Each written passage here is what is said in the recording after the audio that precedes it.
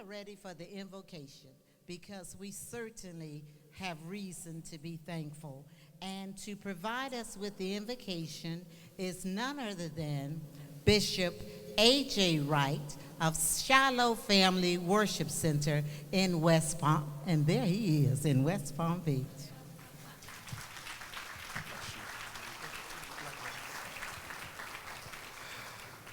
Good evening, everybody. Let us all pray. Our Father and our God, we thank you for this day in which you have made, and we're rejoicing and we're glad in it. While it might be cool on the outside, our spirits are warm with joy and laughter, and we bless you for bringing us together tonight to remember a man who had a dream. Thank you for the life and the legacy of Dr. Martin Luther King.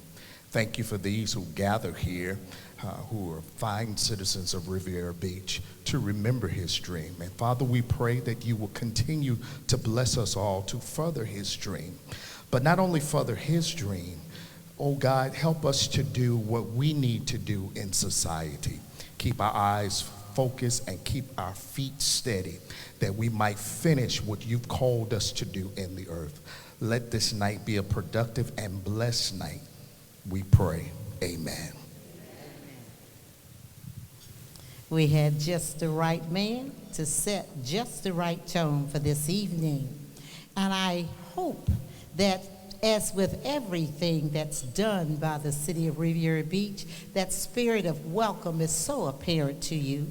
But just in case, we go to extra measures to make sure we welcome you. And to bring the welcome is the mayor of that great city that I told you about. Let's welcome the Honorable Mayor Bishop Thomas A. Masters for the welcome.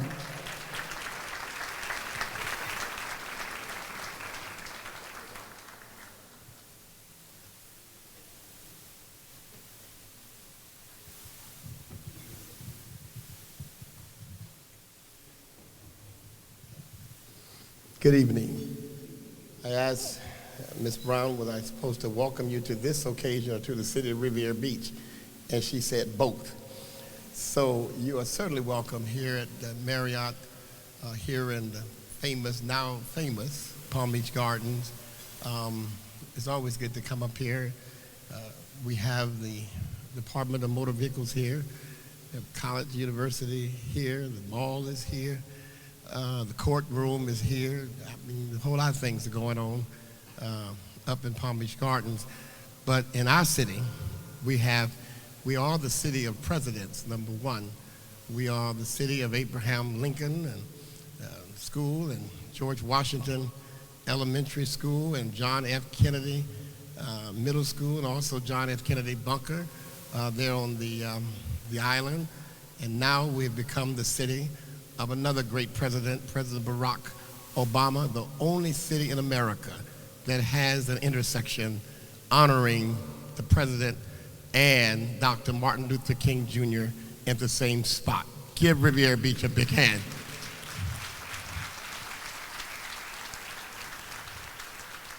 We also, we have the port in Riviera Beach. We have the marina in Riviera Beach. We have Homeland Security in Riviera Beach. We have a school that's perhaps 9th in the nation in Riviera Beach. We also have Inlet Grove, Dr. Emma Banks High School there that 85 or 90% of the young people graduate and go on to college or other type of educational programs. We're just honored to be in Riviera Beach. We're the only city in America, the last time I checked, that has a bishop and a mayor in the same seat. So sometimes I act like the bishop, other times I act like the mayor, and then sometimes I act like both. It all depends on the occasion and the event. But I'm thankful to God to have the opportunity to serve our residents, our young people, our seniors, our veterans, and everybody else in the city of Riviera Beach. You are welcome to come and share with us, spend your money, spend as much money as you can in the city of Riviera Beach. I've been asked by Mr. Bruce Davis to share a moment of Dr. King, who we are still celebrating this entire month. I was blessed to have met him on several occasions. I was young. I was 12 years of age. I attended the funeral of Dr. King at 16 years of age at the Ebenezer Baptist Church in Atlanta, Georgia. And it was just a pleasure to have met this man and to be a part of the 60s and the 70s of the movement for civil rights and justice, equality, and freedom for all. I'm very hoarse tonight. I'm very tired, but I'm going to do the best I can for just a moment of the man that we have come to honor in such a great way.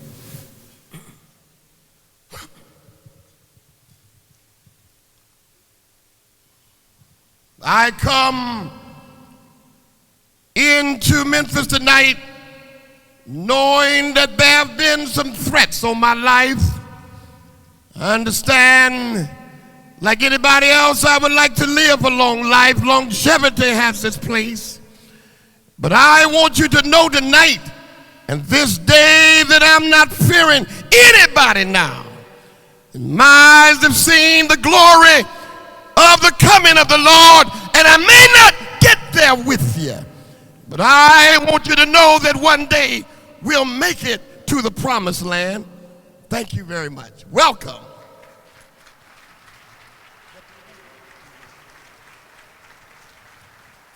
Thank you. Thank you, Mayor Masters, for that great welcome. And we're going to keep it going because this is a fabulous occasion, and you see the name of the occasion here. But there's a few other things that I think that you would be interested in knowing. And we have a young man who is prepared to share that additional information with you. So please, if you will, join me right now in welcoming to the podium for the occasion a young man who has been serving the Riviera Beach community in a mighty way for quite a few years, and he is now the council person for District 3. Please join me in welcoming the Honorable Cedric A. Thomas. Thank you, Ms. Brown. Thank you, and good evening, everyone.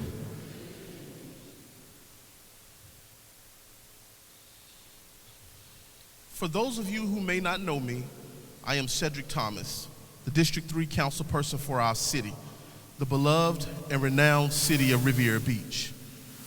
As I look into the audience, I'm humbly excited and pleased to be amongst so many beautiful and familiar faces and friends. I'd like to just take a brief moment to thank all of you for taking the time to be here this evening for such a significant occasion. That is the occasion to honor, recognize, and pay tribute to an indisputable, notable, and extraordinary individual, a leader, Dr. Martin Luther King Jr. As I begin, I must first formally recognize those individuals who have worked so diligently and steadfast to ensure the culminating event, and for that matter, all of the MLK events for 2016 were successful. Their hard work and dedication to the MLK 2016 celebratory activities have clearly shown from the floor up. Would the MLK committee persons please stand for a round of applause and gratitude for your selflessness and untiring efforts.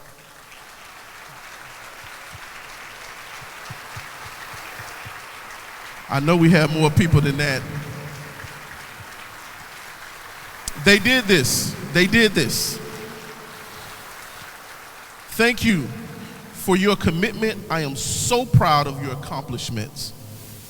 And I will be remiss not to also afford the opportunity, even though you just heard from him, to recognize the mayor of the city of Riviera Beach and my fellow council members. Please stand for a formal applause. The mayor, Councilperson Terrence Davis, Mr. Bruce Guyton, Ms. Kashamba Miller.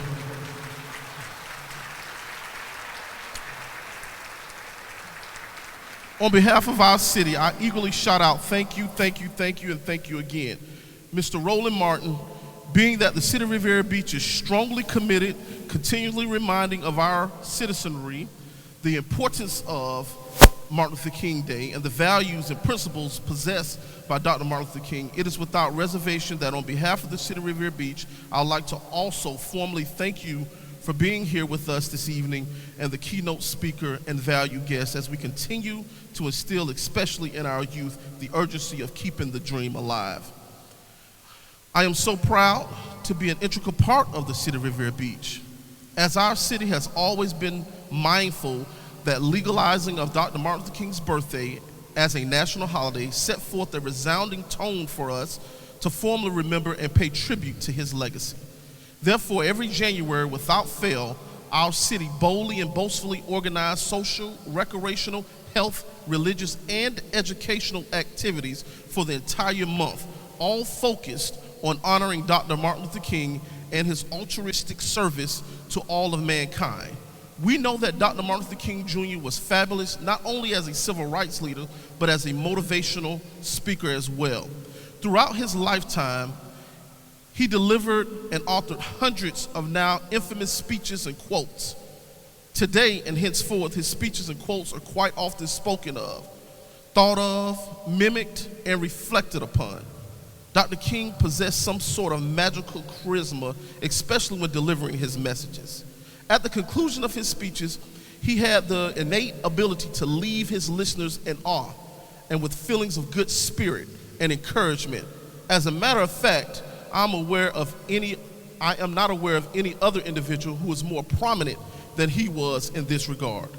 The theme of the 2016 MLK celebration, the City of Riviera Beach, overcoming through hope and faith. In concert with this year's theme, two particular Dr.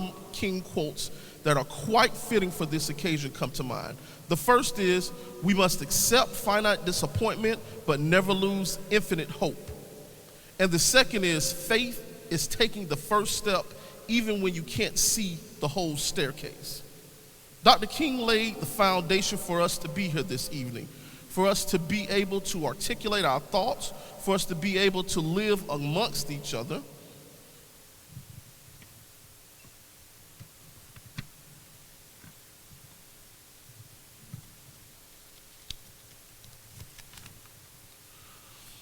Regardless of our differences, for us to be able to understand that differences amongst us perpetuate strength, for us to be able to acknowledge the importance of embracing differences, and most of all, for us to know that it is now, then will we begin to cherish and appreciate our differences. The City of Riviera Beach is diverse in so many ways. From cultural, economical, its history is rich with opportunities, limitless. From recreational to residential to business ventures, our city is phenomenal and unsurpassed in its service delivery. As we depart this evening, I am optimistic that I too am leaving my listeners with a bit of good spirit and encouragement as we all work cooperatively and collectively to create communities within our cities that engage, encourage, and embrace differences. If he were here today, Dr. King would urge us to respect our seniors who refuse to give up the fight, and to respect our children and require that they learn and acknowledge the plight. He would also advise us to reflect on our past experiences prospectively, wisely, yet he would even more so expect us to positively and continuously keep hope and faith in the forefront of our responsibilities. Yes, he is here with us today. Dr. King will be proud of our accomplishments, and although we have challenges as they are a part of every entity and resident, business owners, visitors, professionals, and legislators, we still have the same basic service principles of providing goodwill and quality service on behalf of our city. The City of Riviera Beach. This occasion, fundamentally a result of Dr. Martin Luther King's qualities that he possessed. As I speak to you this evening, I'll be remiss not to mention that I'm doing so with mixed emotions. As many of you already are aware, I have been blessed with the opportunity to serve as city council person for the past 9 years. Over the past month, I've made a very hard decision of retiring from office. And although I will not be serving in the capacity of an elected official, it is my heartfelt intention to still wholeheartedly serve my city in any manner that I can. In closing, let us remember to stay hopeful as we go about our responsibilities of our community service for all mankind, and let us also keep the faith and not forget the spirit in which Dr. Martin Luther King lived. The unfortunate sacrifice, the untimely accounted for us to be able to live, work, and play in our great country, county, and city, the City of Riviera Beach. I'm leaving you with not saying goodbye, but rather farewell until we meet again. Again, thank you for coming and being a part of this memorable occasion. Please enjoy the rest of our God-given evening. Thank you.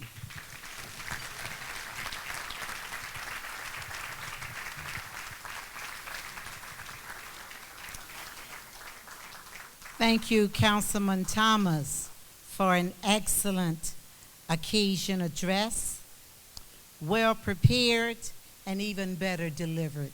We thank you.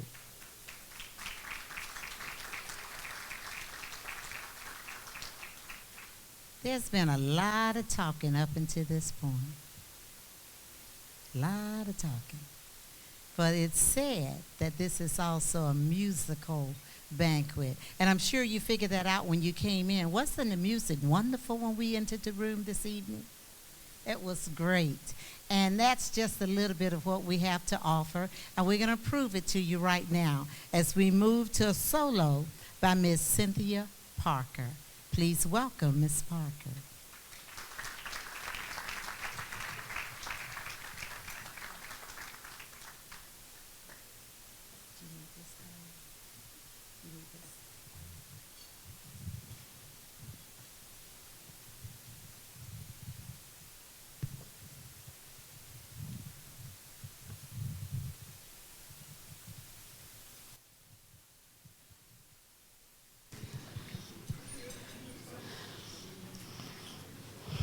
Good evening.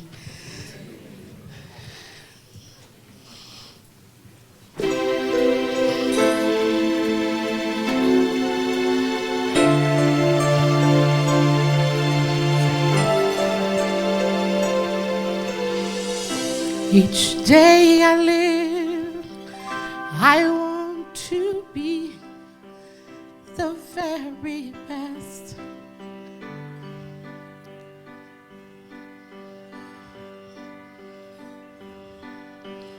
Each day I live. Excuse me. Can we start over, please?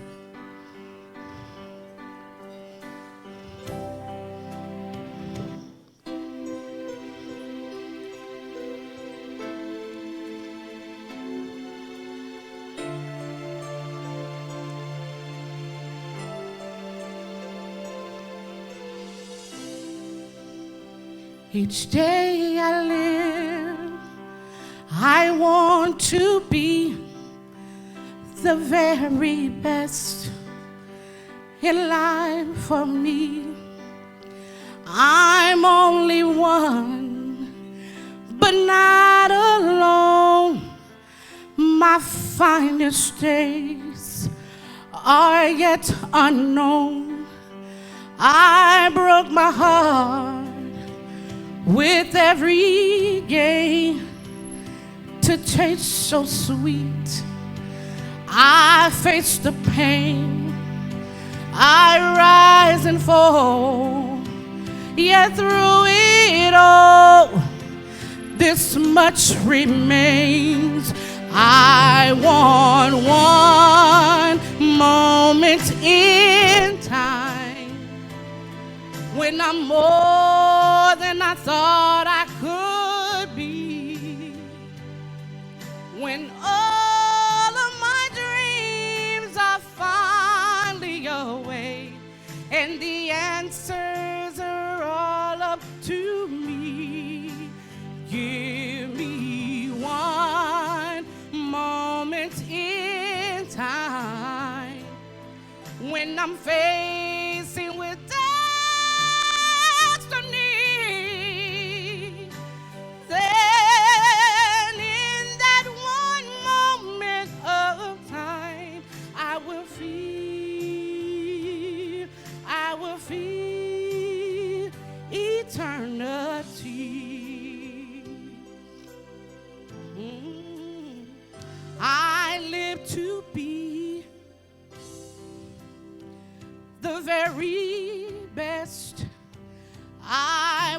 it all.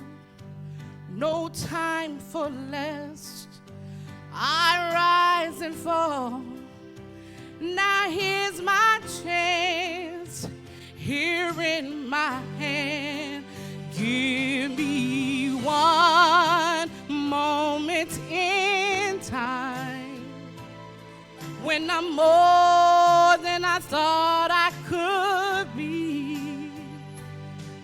When all of my dreams are finally over and the answer is all up to me. Give me one moment in time when I'm facing with destiny. That in that one moment of time, I will feel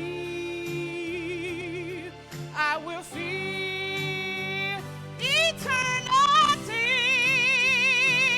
Oh, you're winner for a lifetime.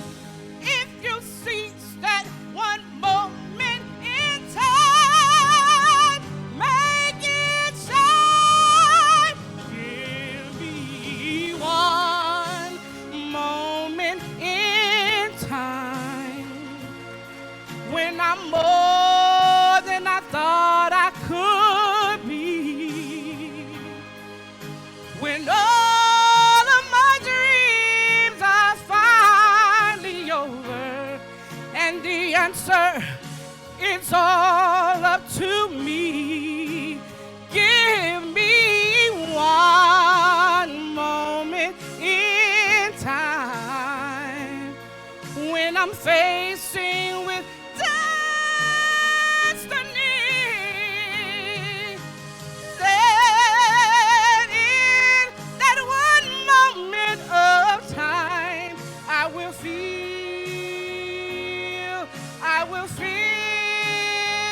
eternity.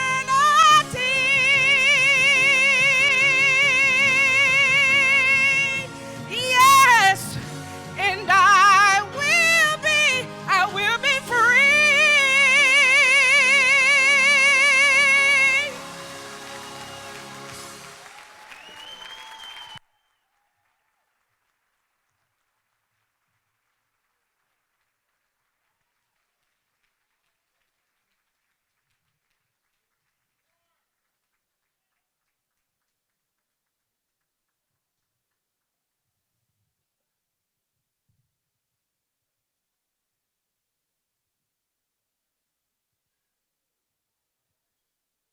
Wow.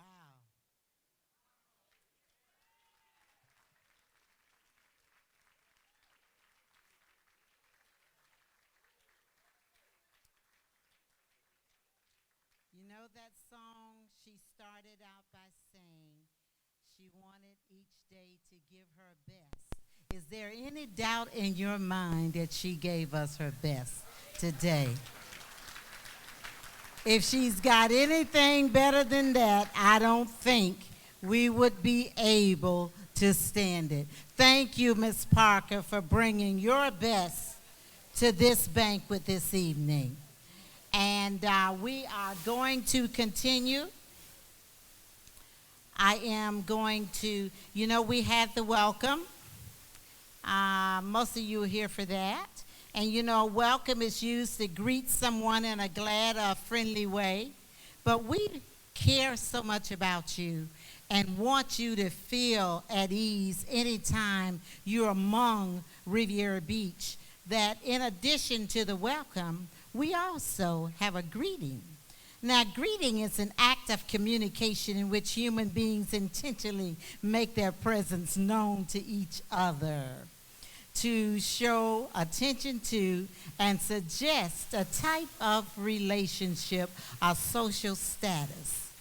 And we have just the man to do that here this evening. So, with a greeting, we are going to ask you to join me in welcoming the Chair Pro Tem of the Riviera Beach City Council, the Honorable Terrence T.D. Davis.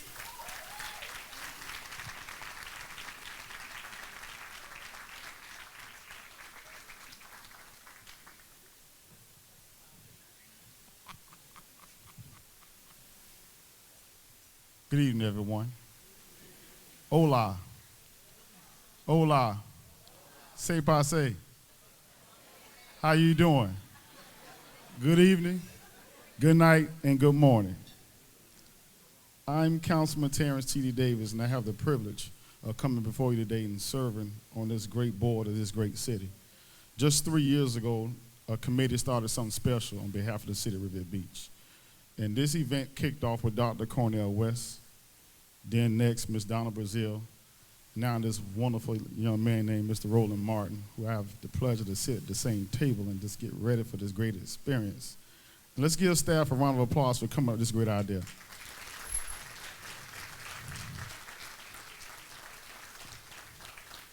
I'm not going to be long, but what I really want to do on behalf of the City of Riviera Beach and Dr. King and his dream is welcome you all to the City of Riviera Beach in this great event. Thank you.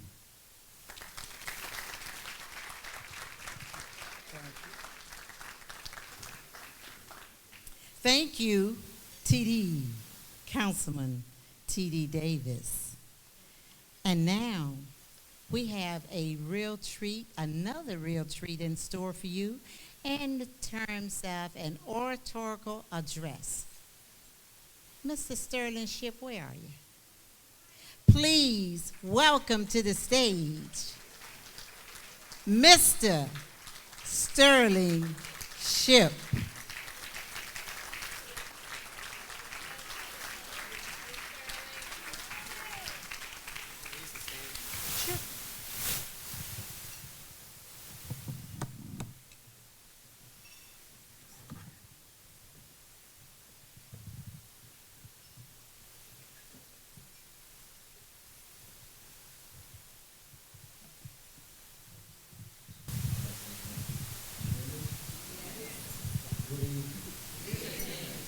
The title of my speech is Make Your Dreams a Reality. I once read somewhere that in a passionate pursuit, the pursuit counts more than the object pursued. Dreams can be evanescent in nature. Dreams have a way of showing up in our lives only to suddenly dissipate. However, in the pursuit of a positive dream, dreams are a constant. They can become a reality. In his I Have a Dream speech, Dr. Martin Luther King Jr., in reference to the authors of the Constitution and the Declaration of Independence, said that this note was a promise that all men would be guaranteed the inalienable rights of life, liberty, and the pursuit of happiness. And I believe that the pursuit legitimizes the right to pursue a positive dream on every level. In the pursuit of a positive dream, its character lies within the journey to conceptualize. In the pursuit is where one discovers the real challenges and obstacles. The challenges of potential deliberating doubt, and the obstacles of seemingly unavoidable impasses and trouble, alien with fatigue and failure, are what seek to block one's dream. The pursuer of a positive dream must learn along the journey that life is a process whereby faith in the Almighty has the capacity to nullify fear and the frightful potential for failure. The pursuer of a positive dream must believe in one's dream even when the masses may doubt. The dreamer must possess the ability to visualize one's destiny long before one arrives. Believing is simply having trust and confidence in the positive dream, and doing what is necessary to make that positive dream a reality. Achievement is the ultimate goal for the dreamer. Achievement signifies the success of the dream. It nullifies and makes worth the trying struggles and setbacks along the journey. For the positive dreamer, achievement represents the zenith of the dream. It speaks with a clear voice that we are well along on our journey to our divine destiny, and that dreams can become a reality. I believe that when we bring our positive dream to reality, we give expression and voice to the thought that we are created in our Creator's image and likeness. It is in His image and likeness where we discover the fullness of His grace and gifts. Our grace and gifts are given as attributes and tools used to serve the greater good for our community and humanity. Did anyone just hear what I just said? Yes. For our community and humanity. In my positive dream, the Trayvon Martins of life lives on. In my positive dream, the Michael Browns of life discovers justice deserved, fairness and equality in life. And in my positive dream, the Eric Gardners of life are not choked to death, but live to breathe the freshness of God's breath. So today, this evening, I challenge all of you to make your positive dream a reality. Thank you, and God bless you.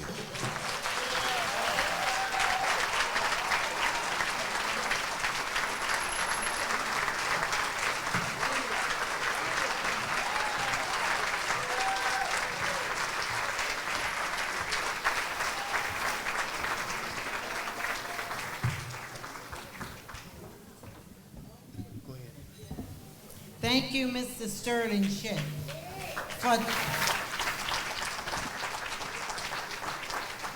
for reminding us of the value in dreaming. And let us contribute to him and help make his positive dream a reality. Meet this young man before you leave this evening and see what you can do to help him. This is an august body of folk in here this evening, and I know there's some way that some of us may be able to help him. So don't let this opportunity go to waste. Thank you so much, young man.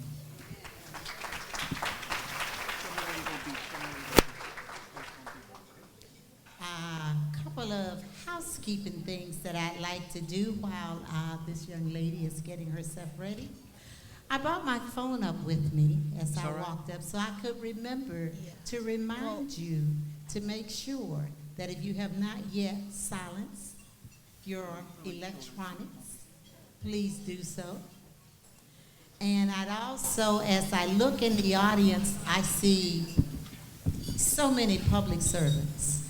Some I know, and there may be some that I don't know.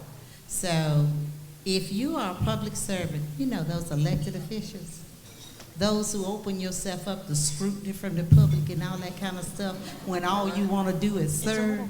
If you are a public official, an elected official, and you are here, please make sure that I have your name and the position that you hold and where, and at the appropriate time, we'll make sure that you're recognized.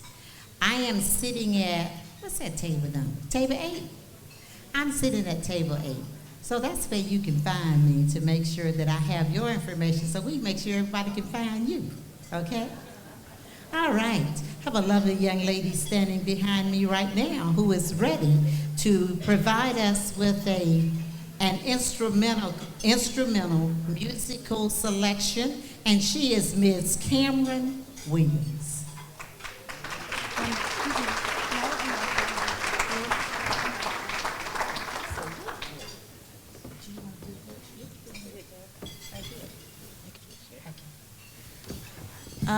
Good evening, everyone.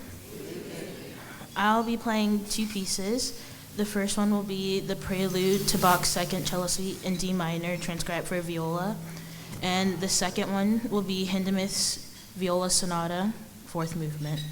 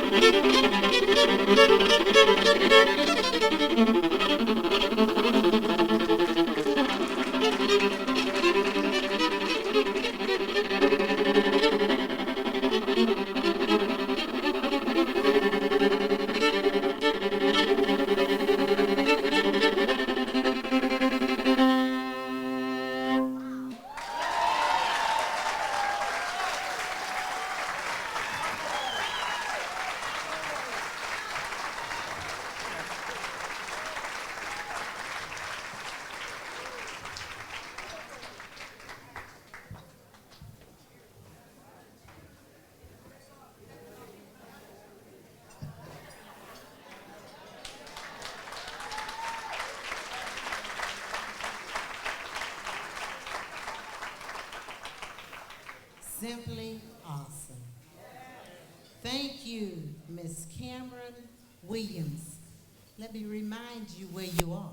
You are at an event sponsored and presented by the City of Riviera Beach. That's where you can witness that kind of talent.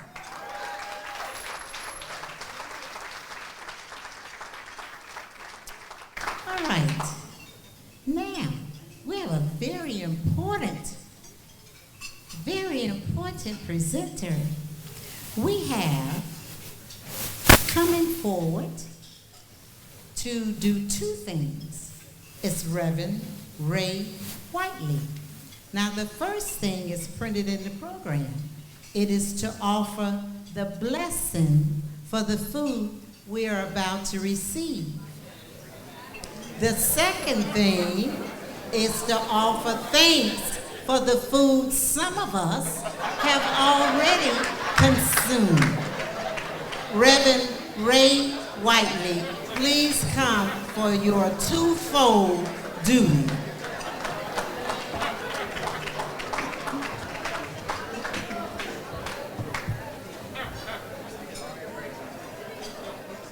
It's funny that she mentioned that because I was going to mention it as well. Let's bow our heads. Father, we thank you for being Lord of our lives. We thank you for the opportunity to talk to you. Father God, as we partake in this meal, help us to remember and be thankful for those who sacrificed to make it possible, the ones who we will share it with, and most importantly, let us remember our dependence on you. We pray that you bless this food for our purpose and our purpose to bring you glory. And all God's people say, amen. You know, our special guest speaker is a wonderful gentleman. You know, we see him on television. We wave at him at 7 o'clock, Monday through Friday mornings. He doesn't see us So some of us are trying to wave at him right now. But I'm going to ask you guys, let him finish his dinner. Okay? It's a really good dinner. Let's let him finish his dinner because he has something for us. Okay? So we want to make sure that he is well fed so he can give us everything he bought to give us. Oh my goodness. There's two strong gentlemen standing there. I got a feeling you're not going to be able to get to him now anyway. Okay. In order that he can take his time and enjoy his meal just as we have, we're going to move to some of the items on the program that ordinarily would have come after the speech. Is that all right that we go ahead and move the program? All right, thank you. What a great group you are. Let me just, one more reminder. I know I don't have to remind elected officials to take opportunity to be recognized, but just in case an elected official is here and didn't get me the information, just remember I'm at table 8 over there. I'm with my bankers, y'all. The BB&T table. Riviera Beach's bank, that's a little shout out. Okay, Mr. Danny Jones, if you can come forward, we're going to move to our appreciation awards. These individuals who have given outstanding service to the community. So we're going to move to that. And y'all not even listening to me.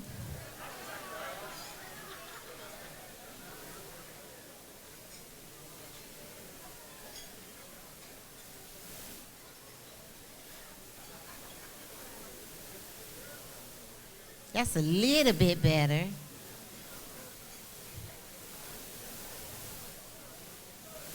Okay, I'm going to call up Mr. Danny Jones. He looks big, mean, and all that kind of stuff, so maybe you'll listen to him. All right, we're going to call up Mr. Danny Jones, Deputy City Manager, City of Riviera Beach, with the Appreciation Awards. Good evening, good evening, good evening. I hope you're having as much fun at this gala as I am, and I'm anxiously awaiting our keynote speaker. But to keep the program going and to make sure we get out on time, we will continue with the Appreciation Awards. You know, every year we have a selection committee, and they go through the process of selecting individuals throughout the community who have been involved in some capacity in the community, in the city, with a charity, with some organization. And this year, as we're bringing our annual Martin Luther King festivities to a close, we'd like to bring them up and acknowledge them once more. Our Citizen of the Year is none other than Mr. MLK Knowles. And before Malachi comes, I'd like to talk a little bit about, he's given a lot to the community, and he's given a lot to the city of Riviera Beach. Probably the largest accomplishment he's been associated with, other than the one I'm going to announce, is helping Riviera Beach find a permanent place to call City Hall home back in the day, the City Hall complex. But now he has a new passion, not that he's given up on the old, but Inner City Youth Golf Learning Center and Museum. He has site plan approval to build this facility. How about a round of applause for that? Malachi Knowles.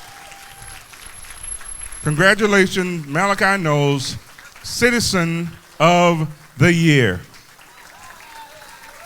Would you like to say a couple words? 2 minutes.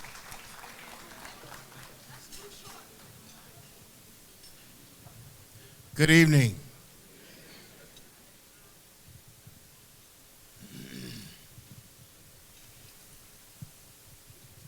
Mary and Joe would be very happy for their son today.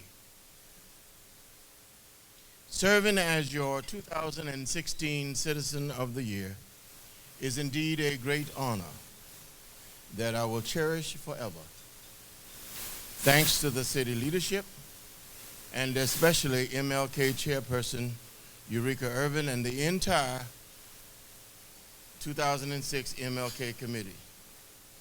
While many of you, my friends, my dear Omega Psi Phi fraternity brothers and family, helped me along the way, there is one person that I must recognize, my best friend and soulmate, who is standing right in front of me. Would you give her a round of applause, Miss Essie Knowles?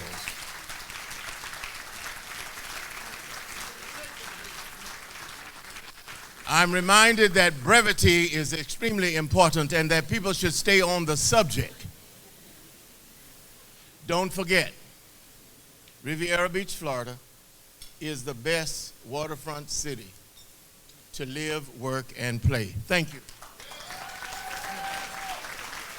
Thank you, sir, and congratulations. And we know that the center will be built. We know that will happen. He wanted me to call names for donations, but I wouldn't do it. But I will slip you a piece of paper in your pocket. Tony Brown, he wanted me to call your name. So I'm listening to my elders. I'm following orders. The next gentleman who will be receiving the Senior Citizen Award, Mr. Mike Slozer, please come on up. You know, when people find out that you will work, they will call on you. Mr. Slozer is involved with the city, the Social Justice Commission. He's involved in his community, where he lives, on the condo board. He's involved. So when people find out you will work, they will call on you, and Mr. Slozer has been there. Mr. Michael Slozer, Senior Citizen of the Year.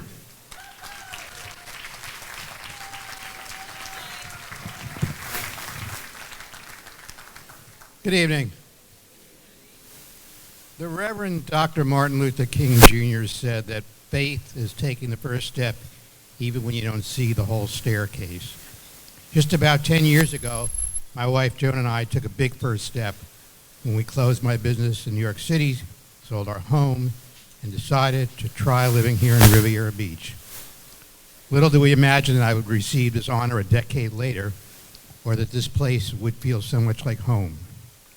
We have a large circle of friends and acquaintances here, some who are transplants like we are, and some who only know Riviera Beach as home. As Dr. King said, we may have all come on different ships, but we're in the same boat now.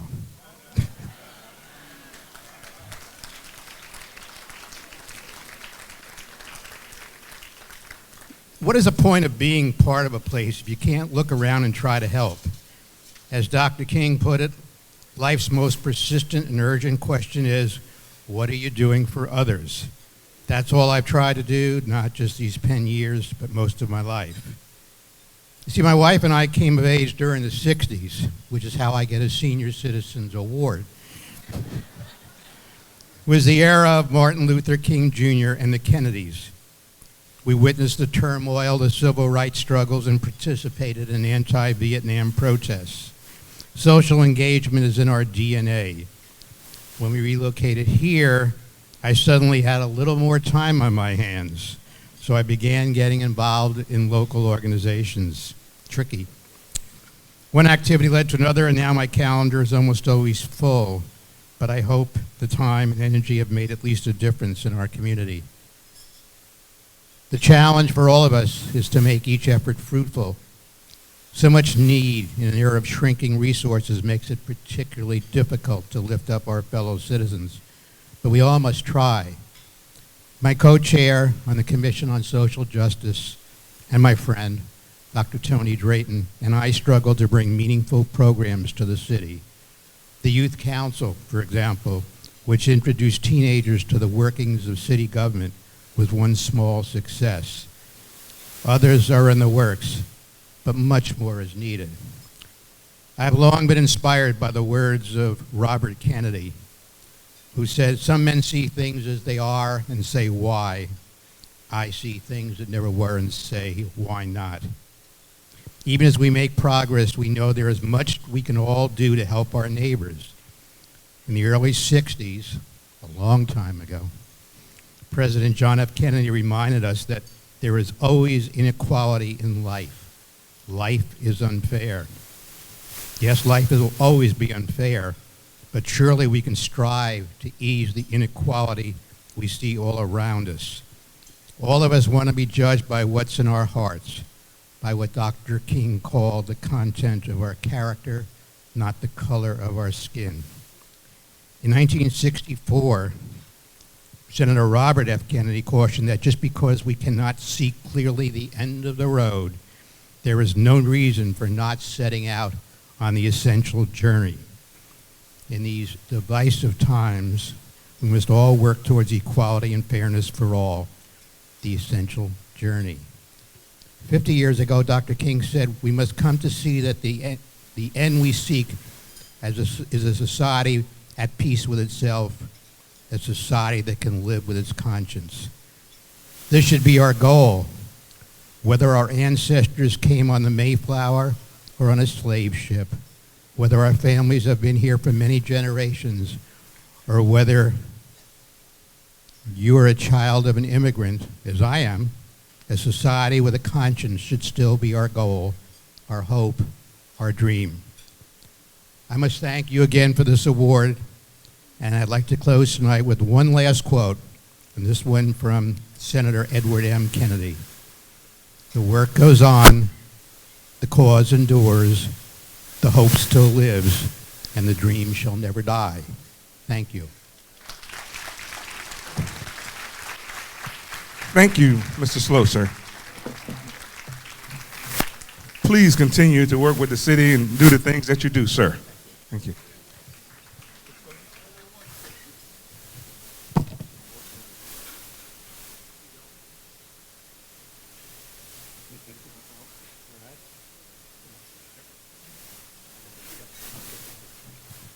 Thank you, sir. The next award recipient will be for Student of the Year, Miss Brianna Colton. Please come forward. As she comes, I'd like to tell you that she is a junior at Palm Beach Gardens High School. Palm Beach Gardens High School, yes. A member of the National Honor Society. Maintains a 3.7 GPA. Works part-time. And has contributed over 800 hours to community service. You are deserving of this Citizen of the Year award. And she's being escorted. Don't go anywhere, sir. You can escort her back. She's being escorted by her father, Mr. Brian Colton. Yes, sir. The man who put Riviera Beach on the map as the postmaster. And I'll tell you that story in a minute. Ma'am? Congratulations. Thank you. Hello, as you all know, I am Brianna Colton, and being the Youth of the Year is such a pleasure. First and foremost, I would like to thank my Lord and Savior, Jesus Christ. I would like to thank my parents and my family for always supporting me. I would like to have a special thank you to Mr. and Mrs. MLK and S.E. Knowles for having me stand before you today. And thank you for all the board members in the City of Riviera Beach for electing me to be in this position.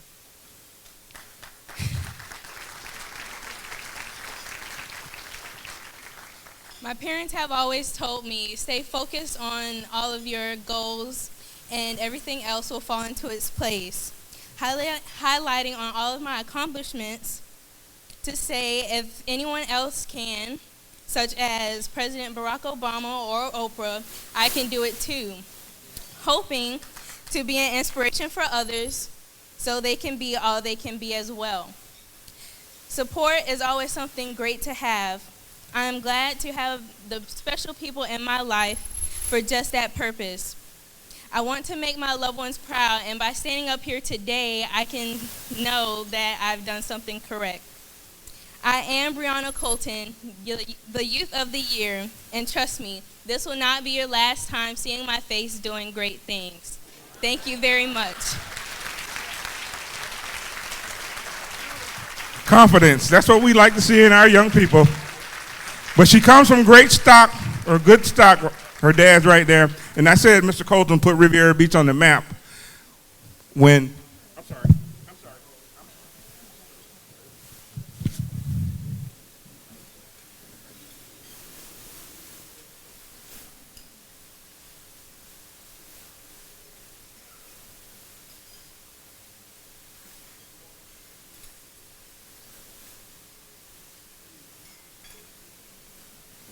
Very short story. When I said Mr. Colton put Riviera Beach on the map, as the Riviera Beach postmaster, Ms. Jones assigned me one of my first tasks, and that was to work with Mr. Colton to get the zip codes correct for Riviera Beach. Prior to 2011, if you put 33404 in your telephone or any other area on the internet, it will come back West Palm Beach. But because of Mr. Colton and his leadership, Riviera Beach has an identity. Thank you, sir.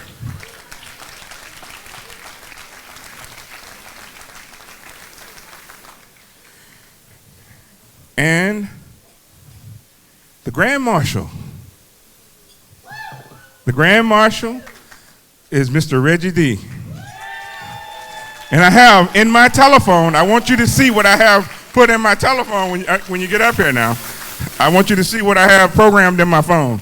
1-800-561, 1-800-411-PAIN. A gentleman who gives a lot to the community. He's involved in every cause. He walked from Texas to Florida last year as a demonstration for the rights of people. Mr. Reggie D., Grand Marshal, Riviera Beach. A great honor. Thank you, thank you, thank you. First of all, I want to thank the main man upstairs, God himself. Thank you, Mayor Masters, for showing so much love through Riviera Beach. Priscilla Taylor, you've always been a person to talk to. I met with you a long time ago. You inspired me, but you don't know, but I'm telling you now. And I want to thank my closest friends. When I trained for that walk, that 1,300-mile walk, yeah. There was one person that I talked to, I spoke with. Her name is Elizabeth Hammer, my general manager of X1023. And she walked 10 miles with me one early morning, 5 o'clock in the morning. And ever since then, I was like, oh my God, I love this woman. And Mr. Lee Strausser, I guess he went, oh, there he is in the back.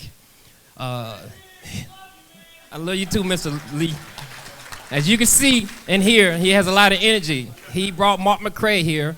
Mark McCray's experience, they allowed me to move here to Florida, and I love that experience, and I'm not gonna look back since, I haven't looked back since then, and he gave me the ability to build a perception in the communities on behalf of X1023.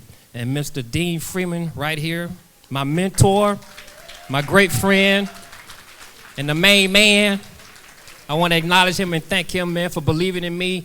And he was a great inspiration for me to continue, and stated that a lot of people didn't believe in him, and he made it clear to me that to continue that walk, and he financially supported it. It wouldn't have happened if it wasn't for this man, Mr. Dean Freeman.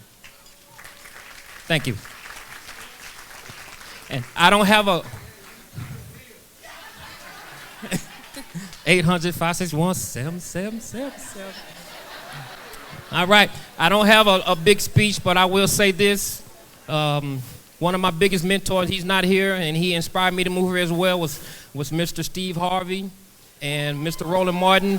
I had the pleasure of working with him at KKDA in Dallas-Fort Worth, K104 FM, and this is a great man. Thank you all, and I know my mama's proud right about now, because look at all these beautiful people here. Thank you. I'm showing you my phone, man. I got it plugged in. See? Yeah. I'm sorry.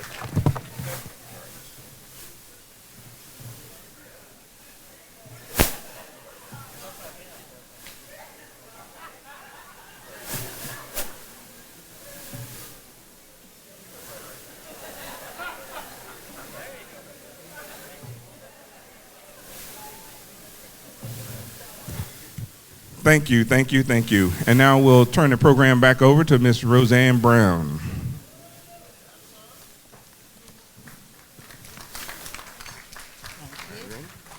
Thank you, Mr. Jones.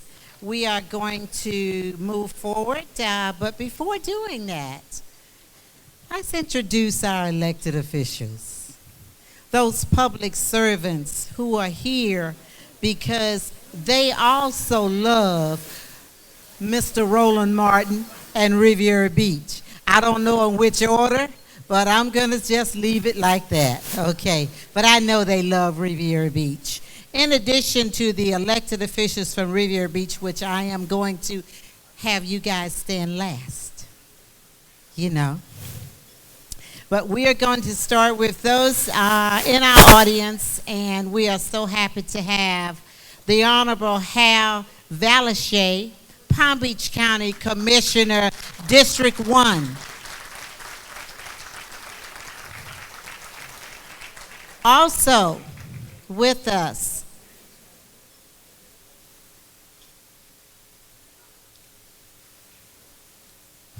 the Honorable Priscilla Taylor, Palm Beach County Commissioner, District 7. The Honorable Dr. Jean Enright, Port of Palm Beach Commission. The Honorable Lawrence Gordon, Vice Mayor, Town of Haverhill.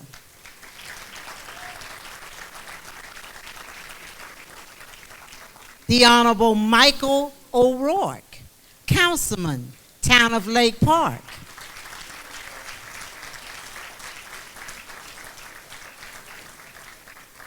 Now, from the best waterfront city to live, work, and play, Mayor of the City of Riviera Beach, the Honorable Bishop Thomas A. Masters.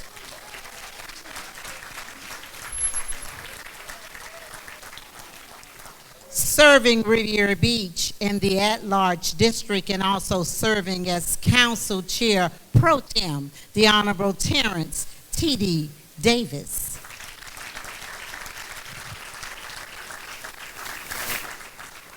Serving Riviera Beach for his second time around as city councilman, now representing District 1, the Honorable Bruce A. Guyton.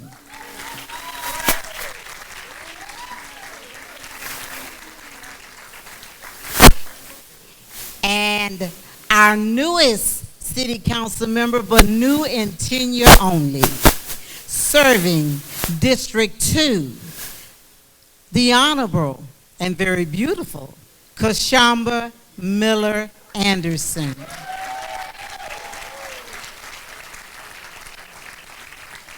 And you heard him earlier. I don't know why he want to leave us, but that's all right. He'll be back. Representing District 3, the Honorable Cedric A. Thomas.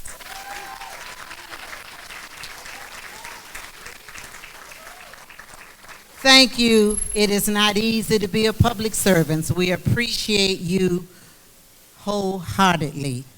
Also, I do need to recognize City Manager for the City of Riviera Beach, the one and only, Miss Ruth Carolyn Jones.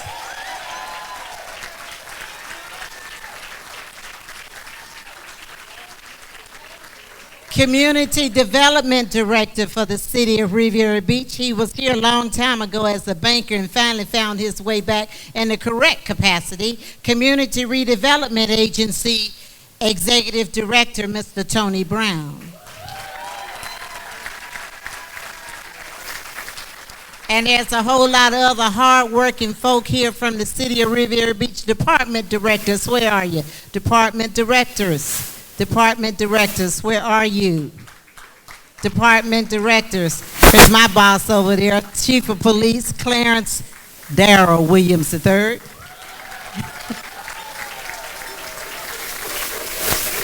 You'll hear from, this is probably the newest department head, the Director of Human Resources, Mr. Bruce Davis. I know I saw Miss Cynthia Karp, Director of the Library.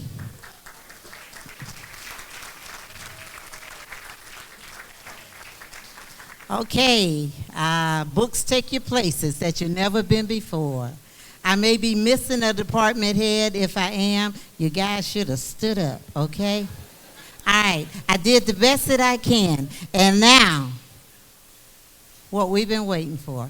I know we've been waiting for all the rest of the stuff too. That was good too, okay? But there was a real other special reason to be here this evening.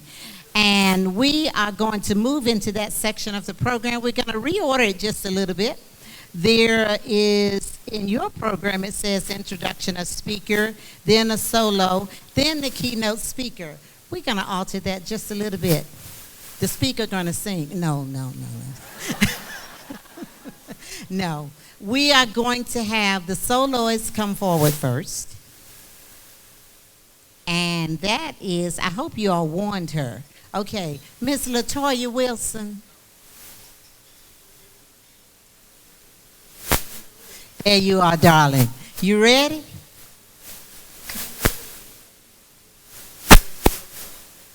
Okay, she's doing the sound check. Mic check, mic. Oh. She didn't ask me to do the sound check, did she? Okay.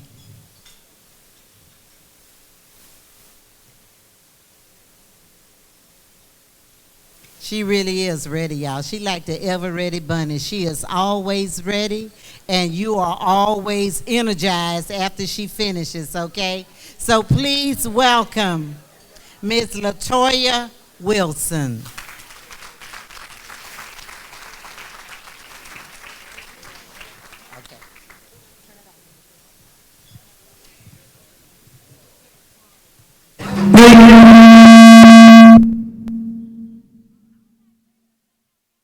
It wasn't quite a sound check that was going on. I had to make sure he was in place. So it was a one-man show back there. So here I am before you. I hope you enjoy this selection. It is called A City Called Heaven.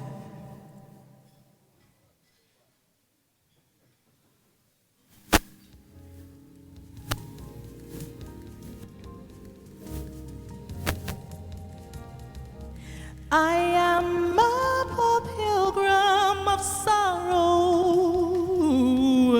I'm tossed in this wide world alone.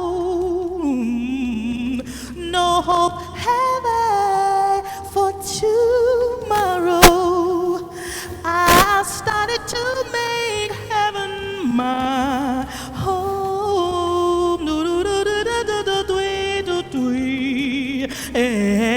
Sometimes I'm lost and I'm driven out. Sometimes I don't know which way to roam. A heart of a city called heaven. I've started to make heaven my home.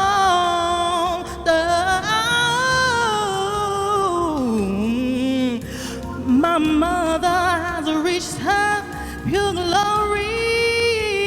My father is walking in sin. Oh, my brothers and my sisters, they won't own me, yeah, because I'm trying to get in. Oh, I am a poor pilgrim of sorrow. I'm tossed in this wide world alone. No hope have I for tomorrow. I started to make heaven my home. Started to make heaven my home. A city called heaven. Thank you so very much.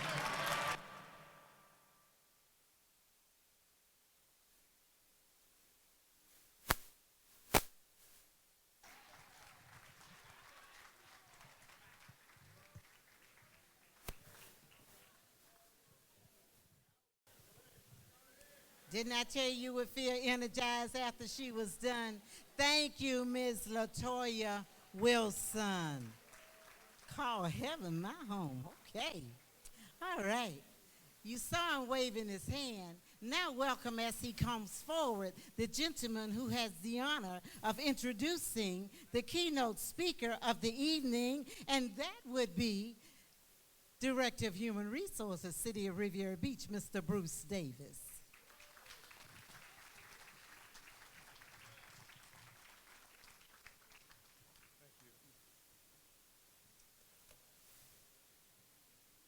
Good evening. Dr. King said, the ultimate measure of a man is not what he stands in moments of comfort and convenience, but where he stands at times of challenge and controversy. The Mayor Masters, our City Council members, Chair Pardo in her absence, Pro Tem Clarence Davis, Councilman Guyton, Councilman Mill Anderson, Councilman Thomas, and of course to my boss, the city manager, Ms. Ruth Jones. Thank you for having the vision to create tonight. And to Eureka Irvin and the MLK committee,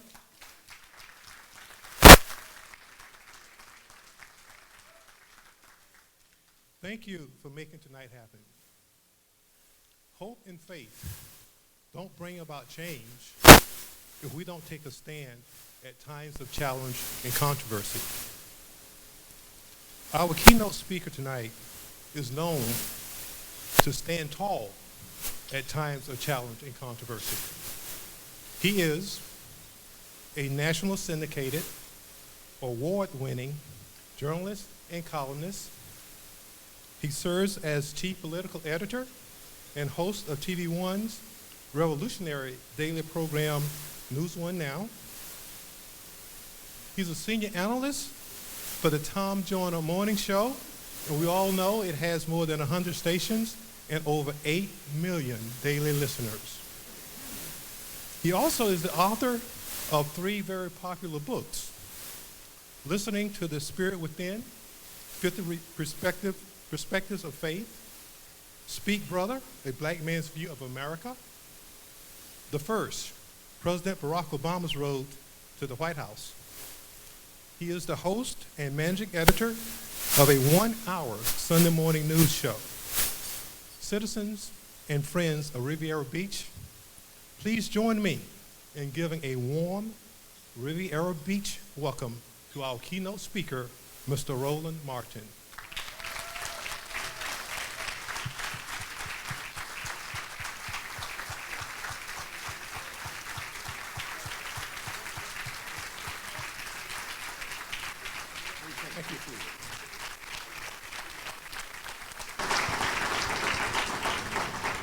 All right. So how are we doing? All right. I was making sure y'all wasn't gonna be all jacked up after y'all cheesecake. You know, folk get a little different when they had that food. It is good to be here. First of all, I want to thank y'all I need to thank God for properly arranging for me to be here when all that damn snow in D.C. I know some of y'all worried like, man, I wonder if he gonna get out. I was supposed to be on a 2:50 flight yesterday. I told my office, no, y'all gonna book me on a morning flight. We might not make that sucker. And so I was at the airport and they delayed it once, delayed it twice. I tweeted JetBlue. I said, look, y'all gonna have some problems if I don't make this flight. Because I'm not gonna be stuck here in all this damn snow. Black people were not meant to be in snow. I'm from Houston. I believe in heat. And then of course it was funny. So I'm checking the weather here, and I'm going cold. We're going to Florida, and I'm looking at my weather app, and I see a symbol I ain't never seen before, and it was a wind gust symbol. I said, "The hell?" Talking about 40 to 50 miles an hour winds, but we still play golf though. Let's just be clear. The sun was out. We still play golf this morning. And so we all, because I've been playing golf for 28 years, so I will get it in any possible way whatsoever. And so it was great to do so, and great to see so many of you. Yes, Reggie and I, we worked at KKDA Radio in Dallas. I was a news director, a morning anchor on the AM side, and he was working for on the FM side. And so it's great to see people. Mike Burke is here. Mike tweet me all day. He watched the show every day. Tweet a brother all day. I'm like, Mike, go to work. Go to work, and so good to see him, and so many of you. Now it's funny. I'm sitting there. The mayor had to put a couple of people behind me because folk walking up. You know, and I love when people say, "I don't mean to interrupt." Yes, you do, cause you're interrupting. That's what you're doing. And so he put. So the couple of brothers you put up that they run up for city council. Oh yeah, they were gonna do whatever the hell you wanted them to do. So they were like, okay, we'll be right there. And so it was great. So and it's so funny. So young lady to my left, Nikki, she like, okay, where do people come from? I said, baby, it's about to get a little rough. I said, folk were hitting her in the back of the show. She's like, I need to get up. Folks, the folks get a little aggressive. So it's all good. Glad to see everybody. Glad to be here. I'm an observant person. Being a journalist, I see everything. And so I got to say this here. So when Malachi came and got his award, and he acknowledged his wife didn't give a damn about the acknowledgement. She trying to get the photo. She like, yeah, whatever. She ain't wave. She ain't smile back. She's behind the camera like, put your damn hand down so I can get the photo. I know what I'm talking about. I'm trying to tell you. You understand, I've been doing media since I was 14. She was just like trying to get the photo. She didn't care. She's like in her zone. She's like, look, keep going, just put your hand down so I can get the photo. And I was watching, I was like, yeah, she in the zone right there. Cause she had an Instamatic camera. You know, the one where you gotta go to Walgreens when you're done here? Somebody here got one of those cameras because you refused to get a digital camera. I know, so y'all like click, click, click, click. Y'all like, it's not taken. I'm like, look, you cannot go to Walgreens again with that camera. But I saw you. So I heard your little shout out to the Omegas. It's a little shout out. I understand. Everybody couldn't get into Alpha. I understand. Couldn't get into Alpha. Well, my Alpha brothers at? All the Alphas in the house. All right, then. Just want to let you know. You know, I don't mind Omegas, but y'all couldn't even be original. Y'all took one of our colors. See, you open your mouth talking about Omegas. That's right. Any Kappas here? Don't nobody care about y'all. Nobody. Sit down.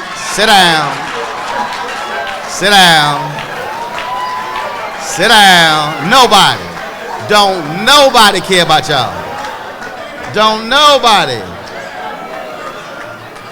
I see red and white. I see deltas coming. Y'all better sit down.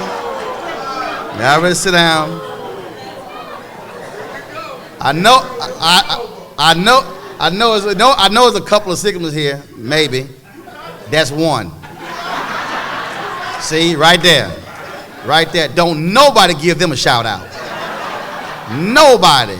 And I know ain't one iota in here. Boom, I told you, all right there. I did see a couple of my Boulay brothers, Weather Boulay brothers. I saw y'all, that's right. All right then, cool, sit down. I'm still calling you a Kappa, sit down. Shout out to Mayor. First, let me give y'all the inside thing. The mayor is convinced we look alike.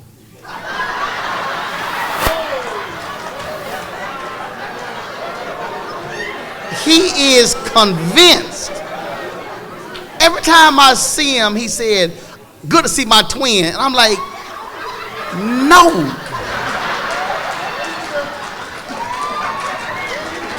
Because I don't have a Pope hat.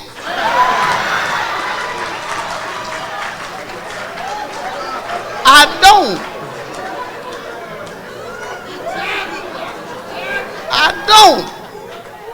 But he did, but he did do something black people are real good at, and that is, because it happens all the time. And let's be real clear, to all the white folks in the room, y'all do not do this. I'm talking about, y'all don't meet somebody and then call your relative for them to talk to them. Okay, I'm gonna do a poll. All the white people in the room, have you ever done that? Have you ever met a celebrity or somebody and you said, my mama love you, and y'all call your mama and said, here, speak to my mama? Have you done that? No. Have you done that? No. You done that? Y'all did that? Y'all did that? Y'all mixed.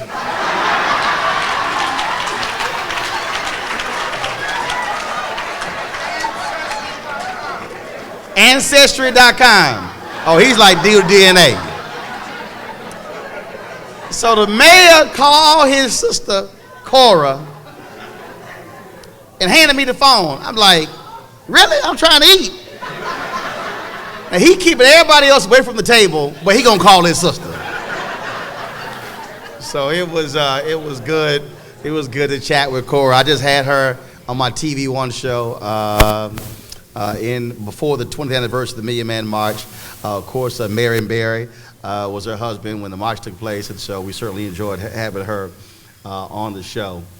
And so again, it is certainly glad to be here as always. I'm a firm believer of you give appreciation when you just alive. Folks like, how you day? I'm like, I'm breathing. It's a good start.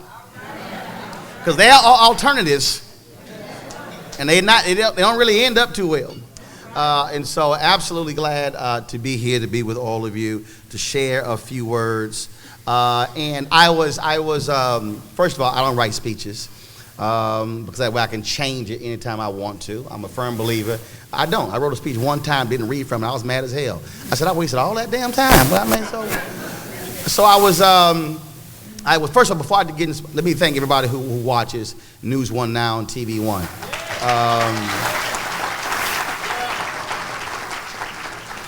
It's interesting when I meet folks and they say, man, I really miss you from CNN. I spent 6 years as an analyst on CNN.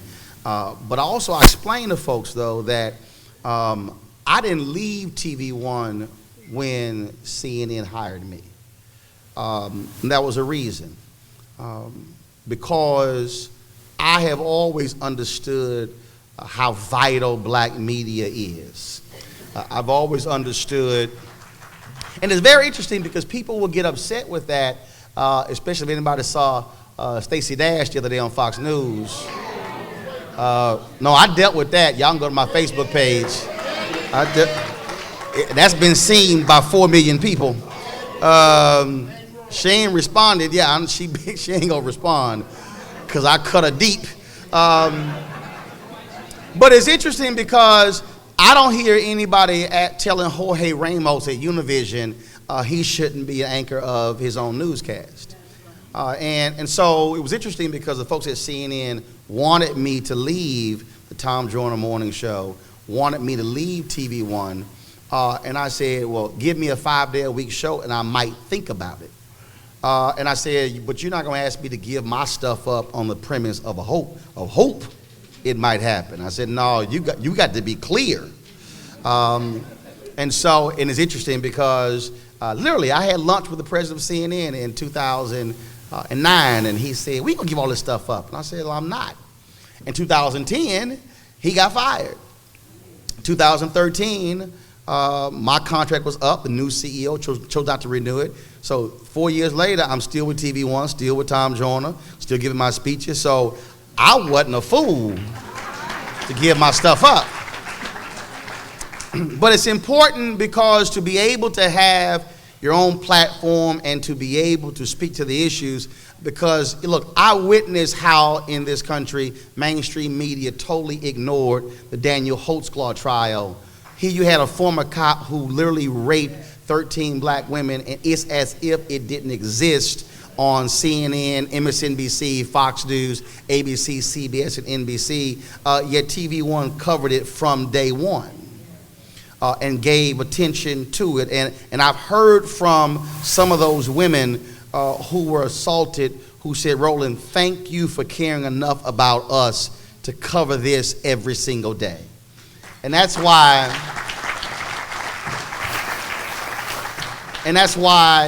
News One now matters, and for us to be the only national show in the country that focuses specifically on African Americans. I mean, you will see stuff that other folks will not talk about. And so we were dealing with Flint long before others. We were dealing with what's happening with the Detroit schools right now. And we deal with a number of those particular issues. And also for me, and I've been covering what's happening with the Opportunity Scholarship issue here in Florida as well. And you got some folks who are for and against. You'll hear in my speech, I'm a huge believer in school choice. I believe in every form of education known to man, long as it works. But it matters having those outlets that are able to speak to our concerns, whether it's TV One nationally, whether it's local radio, whether it's newspapers. And I run 3 black newspapers. Those things matter. And so, again, we're on every single day, 7 a.m. And we ain't going to be on Monday because the snow they can't move the snow out in D.C. But there will be a tape show. I told the people on Friday, I said, y'all know they're not going to move the snow out, so I'm going to see y'all Tuesday. Won't be able to get into the studio, but every day, 7 a.m. Eastern, we're there on News One. And as I was saying, one of the reasons I don't write speeches is because I allow God to speak to me when I walk into a room to get a sense of what is in the room. And it's interesting because I walked in and I see this huge post of Dr. King, I Have a Dream. And what bothers me, and anybody who's seen the show, you heard me say this, and there's no disrespect to organizers or anybody else, but it bothers me when our focus annually at this time of the year is specifically on those 4 words. And the reason it bothers me is because most folk haven't even heard or read the entire speech. Because it's very easy to focus on the I have a dream part and ignore everything else that was in that speech. Now, let me explain to you this way. First of all, I'm going to, anytime you have a room full of this many black people, you have to name your speech. It's like being in church. I'm from Texas in the Bible Belt. You got to name it because folk will be saying, what are you talking about? I don't know. He didn't title it. So I'm going to name, the speech is called Where Do We Go From Here? And that, of course, is the subtitle of Dr. King's book, Chaos or Community, Where Do We Go From Here, which was the last book he wrote. So the reason I have a problem every year with the focus on I Have a Dream is because, first of all, when he gave that speech on August 28th, 1963, that wasn't even the name of the speech. It was titled Normalcy No More. That wasn't even the name of it. In fact, the I Have a Dream portion was not even in the speech. It wasn't until he was in the speech and clearly Mahalia Jackson was sensing something and she was whispering over his right shoulder, Dr. King, tell them about the dream. Now, the reason most folks are so caught up in this is because that was when they really heard that part. But the fact of the matter is, Dr. King had given variations of I Have a Dream for 2 or 3 years. You go back, he gave a speech at Lincoln University in 1961 called The American Dream. He ended that speech nearly the exact same way he did at the March on Washington for Jobs and Freedom. Now I understand why people get excited about that part because it's very much like what happens in church. Because what happens in church is when you really deconstruct that speech, and as somebody who is a speaker, you can deconstruct it. He lays out his thesis, he gives the scripture, and he gets to the end, which we call the hoop part. Now the hoop part is when the organist start playing and the preacher start and folks start getting excited and they close their Bibles because they're ready to stand up and shout. That's what the hoop part is. But do understand, you have an incomplete sermon if all your sermon is hooping and it's not about preaching. You can't have a sermon unless you give the thesis, unless you give the scripture. So what we do is we focus on I have a dream, so we get so excited every year with the who part and consistently ignore the scripture. So if you actually go back and read or listen to that 18-minute speech, what you will realize is that wasn't about getting along, content of character, little boys, little girls.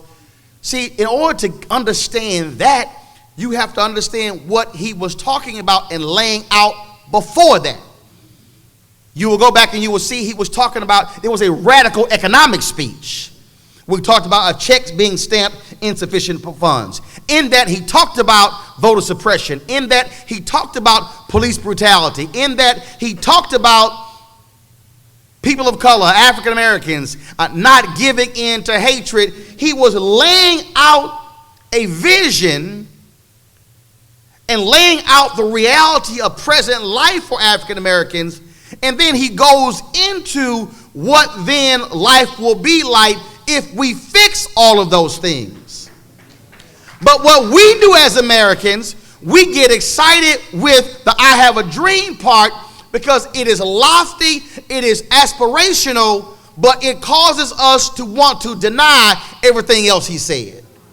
So what happens is we always go, is the dream alive? No. Damn, is the dream alive? Is the reality he talked about before the dream still going on? And how we fix that? Because you can't get to the dream unless you deal with the part when he was awake. So if we're sitting here talking about in 2016, the average white family has $110,000 in wealth. The average African American family has $5,000. When we talk about the last 7 years, 53% of black wealth has been wiped out due to the home foreclosure crisis, which you know about very well here in Florida. When we talk about the economic gap exists, that's the reality of America. That ain't the dream. The dream is having no income inequality. The dream is being able to have a strong education system. The dream is being able to have all of us living the American dream, whether you white, black, Hispanic, or Asian. That's the dream. I'm talking about the reality. So as long as we love to ignore the reality and get excited in the dream part, all we are doing are fooling ourselves, and that is exactly what we have consistently done in this country since that moment. And so every year we focus on the dream, but most folks haven't even heard more than one or two of King's speeches. Most folks, the second speech you likely have heard has been his mountaintop speech, and you really didn't hear the mountaintop speech. You really heard the last 2.5 minutes of the mountaintop speech without realizing that it wasn't a 2.5-minute speech. It was a 46-minute and 13-second speech where he talked about economic boycotts, where he talked about redistributing the pain, where he talked about what needs to happen in terms of saying, if you want our dollars, you're going to have to respect us as a person, which means hire us. See, I'm tired of this nice, wonderful bobblehead on a mantle MLK that we have come up with. Because if we really want to be honest, if MLK was here today, I can tell you 70% of America, including a lot of black folks, would not be standing with them. because he was saying stuff that made folk uncomfortable. There's no coincidence he was killed April 4th, 1968, because it was 1 year earlier, on April 4th, 1967, he gave his famous speech at Riverside Church in New York City, Beyond Vietnam, where he confronted America about being an immoral war and the amount of money that was being spent on that and not being spent on the poor here in the United States. And that angered everybody. Black newspapers, black pundits, black elites all condemned him. His speeches went away. He literally died broke because everybody shuddered him. The president did, other civil rights leaders, but he said the issue is too important for me to be silent. The last year of his life was hell as they were planning the Poor People's Campaign. See, I find it amazing how we talk about MLK every year, but folk don't want to bring up the Poor People's Campaign. Don't want to bring up the reality that he was in Memphis fighting for sanitation workers. And what's amazing is that some of those same black sanitation workers he was fighting for then are still on the job because they still have not gotten the right economic rights that they had then. Yes, that's reality. So here we are touting King, and what he and others were dealing with is still a reality. Yet we have put ourselves in a coma, in a self-induced coma, focusing on a dream. Now again, this is not, and I understand why we do it. I mean, I understand it. And I've spoken all over the country and I see it. But part of that is because we have allowed, again, Dr. King to be transformed into a civil rights mascot. We wear shirts. We say, oh, it's wonderful. But we have to really ask ourselves, well, wait a minute. I'm going to the MLK program, but why? No, seriously, that's a question that you really have to answer yourself. Why am I here? Is this event what I call an annual checkoff event? Where it's on the schedule. We're going to have it. Okay, I'll be there. Check it off. I'm good. Or do we treat this event the way couples do when they renew their marriage vows? See, when you renew your marriage vows, the whole point is for you to remember, first of all, why you got married. For you to reaffirm that commitment between you and your spouse. I mean, that's what the whole point of it is. I've always said MLK events should be about reaffirming your commitment to the civil rights battle, reaffirming your commitment to the ideals that he actually lived for, reaffirming your commitment to justice, to equality, to freedom. But see, when I start mentioning that stuff, folk get real quiet. Because see, now that requires some work. See, now that requires putting some skin in the game. That requires folks having to think far more long-term. And the reason I title this, Where Do We Go From Here? Because that's exactly what Dr. King talked about in his book, Chaos or Community, Where Do We Go From Here? Which really was a blueprint in terms of where we are as a nation, because we were coming out of the riots in 65, 66, and 67. Do understand that was his worst-selling book. Do understand that the publisher was greatly unhappy with that particular book because that book dealt with reality. In that book, he talked about the problem we were having because he said America, namely white America, he said including our liberal friends, now are saying, well, look, you got the Voting Rights Act, you got the Civil Rights Act, Congress is working on the Fair Housing Act, so everything is all good. Everything is straight. All right, so we can go back to business as usual and everybody get along as great. Let me put this in context. The first slave came to America in 1619. If we use 1970 as a marker when African Americans have been truly free, now we know that's a lie, but for the sake of the conversation, if you use 1970, the reason I'm using 1970 is because, again, Civil Rights Act in 64, Voting Rights Act in 65, Fair Housing Act in 68, affirmative action with President Richard Nixon. Let me say it again. Affirmative action came, it started with a Republican president, Arthur Fletcher, working for Nixon.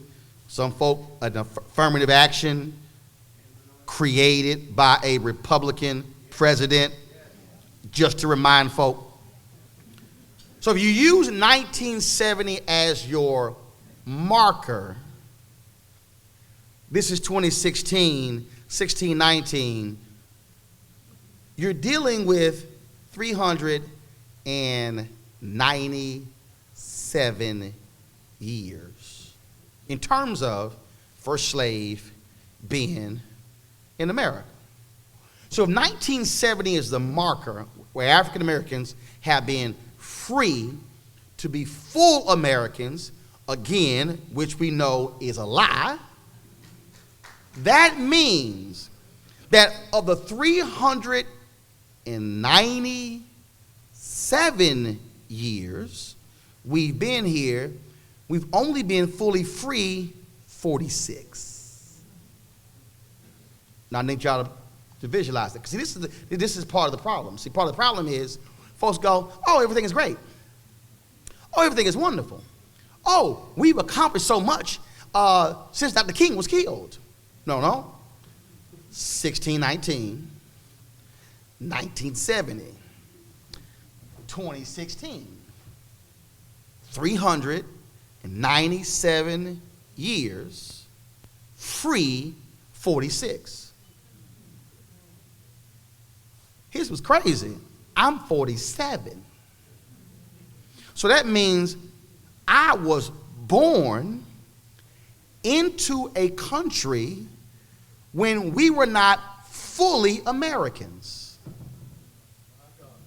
But what has happened is we have convinced ourselves that because I and others were not born into slavery, all was good.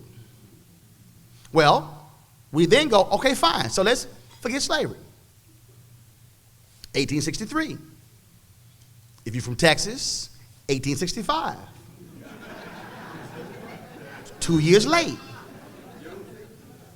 What happens after 1863, 1865?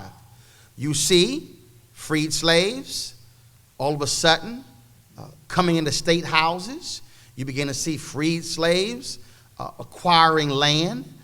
Now remember, and we just celebrated this in D.C., Lincoln created the Freedmen's Bank for the purpose of teaching financial literacy and offering an economic opportunity to freed slaves after the Civil War. He gets killed 2 months later. The Freedmen's Bank essentially languishes for 7 years. Frederick Douglass was made leader of the Freedmen's Bank. He put in what is essentially $20 million today to save it, but it failed. Then you move forward to 1877, where you have the Great Compromise of 1877, where you have Rutherford B. Hayes, who becomes president. And so the compromise was between Republicans and Democrats. Hey, we want to keep the White House, so fine. We will agree as Republicans with the compromise to remove federal troops out of the South as a part of the deal for them to have Hayes as president. So what then happens is federal troops are removed out of the South. Southern Democrats promise, oh no, we're not going to go back to the way things used to be. It's going to be all good. Everything is great. We agree with y'all. It's all wonderful, kumbaya. And the moment them troops left, what began to happen? You had black laws, Jim Crow laws that essentially created slavery without shackles. That's American history. That's not his story. That's American history. So then, land that free slaves bought, taken from them. All of a sudden now, you begin to have a totally different system where, in essence, that's why people ask why you have this friction even today between black folks and the law. That is because first of all, during slavery and after slavery and all through Jim Crow, law enforcement was used to actually condemn and throw in jail African Americans. And so we don't have the same view of law enforcement as whites, because historically in America, whites saw law enforcement as a way to penalize and control black folks. We saw it the exact same way, which is why today we got a whole different view. When it's in your DNA, I can't trust you. Don't ask in 2016 why y'all don't trust them. This is history. And so then you begin to go through and you begin to understand that, so 1865, 1867, the greatest period for African Americans, that period of Reconstruction, that goes out. Now all of a sudden, after 1877, totally frozen out of the economic landscape in America, totally frozen out. See, we talk about, okay, well, why do we have the struggle? What's happening right now? Do understand, when you had federal housing laws, African Americans could not live in so many neighborhoods. And then FHA wouldn't even provide loans in the areas where black folks were. Do understand that here all of a sudden, even in federal housing projects, federal housing developments, African Americans couldn't live there. We talk about income inequality. Well, guess what? If you were white, you were able to qualify for a loan, resell your house, take the profits from that and reinvest it. But when you had African Americans, we couldn't even own many of the homes in our neighborhoods. So essentially, America created a renter class, and then America is asking in 2016, why is it black folks don't own homes? Well, you can't sit here and freeze somebody out of something for 397 years or 351 years and then wonder what in the hell happened. I was at the Treasury Department 2 weeks ago for the Freedmen's Bank ceremony, where I met the brother who was the first black banking official in the state of Louisiana, and he got his job in 1967. Think about that. So if you're African American in America, and again, this is not, and this is where people get all confused. Oh, you blaming somebody white? No, I'm stating historical facts. If black folks were frozen out of insurance, banking, frozen out of auto industry, frozen out of every single industry in America. But folks will say, yeah, but what about so-and-so? Yes, and A.G. Gaston was a singular figure. Yes, you had individual African Americans. Yes, you had black folks who were in music or in movies. But I'm talking about as a collective, totally frozen out of homes. You had black soldiers who could not use a GI Bill the same way white soldiers did. And so you begin to say, well, how do we get here? That's how we got here. That, folks, is American history. Not black American history, but American history. And so in order to understand 2016, you got to understand 1966, and understand 1956, and understand 1876, and understand 1619 to understand how we got to this point. And I'll give you an example. That's real. I'm speaking to the minority contractors in D.C., and I'm talking to a woman who's a lawyer in Charlotte whose job is to ensure that companies are complying with MWBE programs, so you don't have the front companies. So she's talking to the largest construction company in North Carolina, and she's talking to the sons of the founder, and she said, let me ask y'all a question. How did y'all get started? And they said, oh, here's how we got started. Our daddy was in the army, and so when the war was almost over, our daddy wanted to start his own construction company. So the folks on the base gave our daddy some of the military equipment used to pave roads. And so daddy got some free government, got some taxpayer paid equipment to start his construction company. He then went on to apply for contracts from the state, and that's how today they are the largest construction company in North Carolina. Now, all y'all in here, show me a single black soldier who left World War II even with a free shovel. But even if that black soldier got some free equipment, that black soldier could not even apply for the state construction contracts because it was barred by law. I'm walking y'all through something. I'm talking to some students, and I said, people are talking, they don't like affirmative action, everything else, and I said, well, I ain't never heard folks talk about legacy. Legacy is when your parents or grandparents went to the school, and because they went to the school, you get some points because you are a legacy graduate. So I had some white students when I was at Texas A&M tell me, well, that stuff don't apply today. I said, here's why you lying. I said, I debate anybody on facts. I said, you are still benefiting from Jim Crow. The student said, no, I'm not. I said, yes, you are. Your grandfather went to Texas A&M.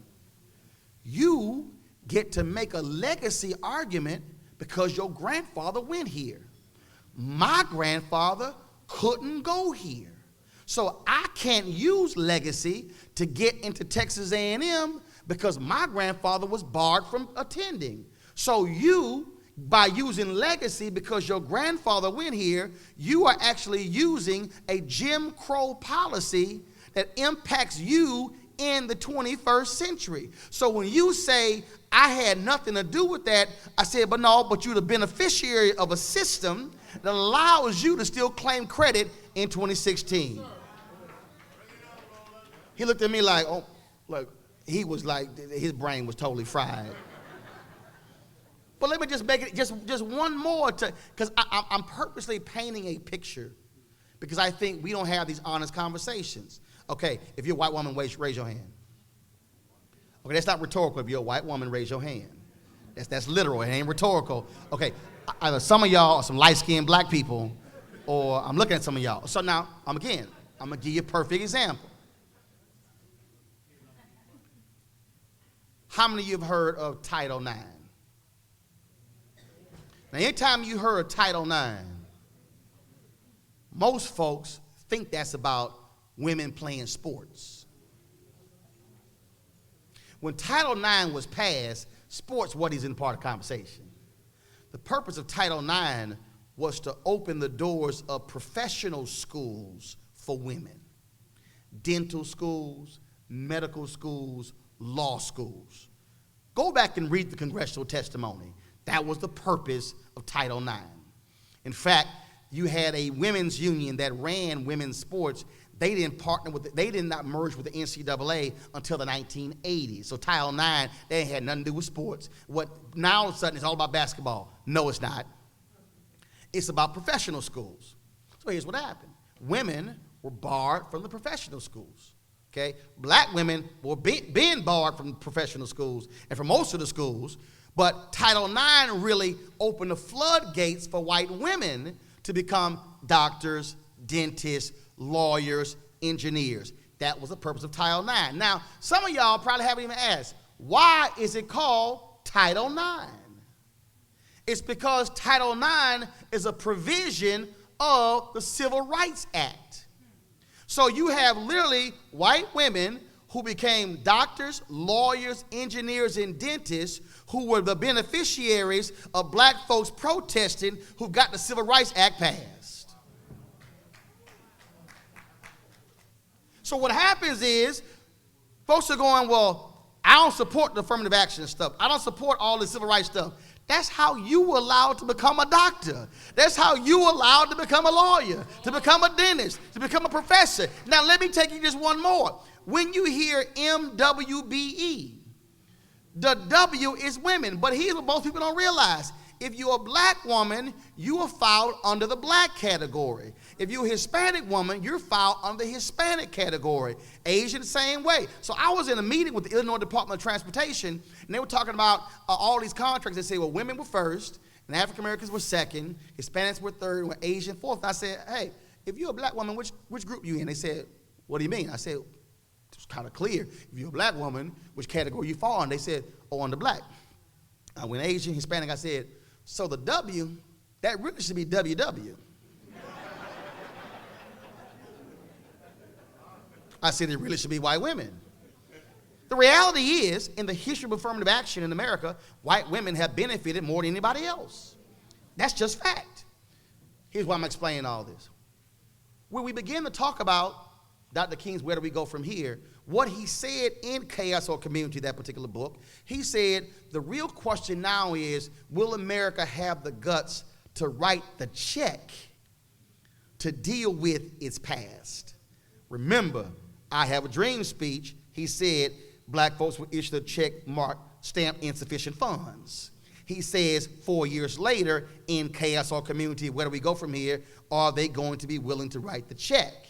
What he was saying is, it's one thing to say, it's all great, we all get along, it's all good, we pass a law. He said, now you got to deal with how are you going to rectify the past? How are you going to deal with that? So what has happened is, we're talking about I Have a Dream, we talk about can we all get along, and can we just sit together and be together. We have to contend with the reality that unless we are trying to confront the economic inequality, how literally a people were frozen out of the American dream from 1619 to 1970 and still present day, we're going to be having the same debates we're having right now, because we're saying, why is this community dilapidated and this one is not? Why are these schools bad and these schools are good? Why is this happening? And so we have to be real honest. So when I say, where do we go from here? It means we have to begin to have real conversations with real plans that are challenging people to say we have got to stop ignoring our past, because our past informs our present, and when the past informs your present, then you're able to confront what your future is.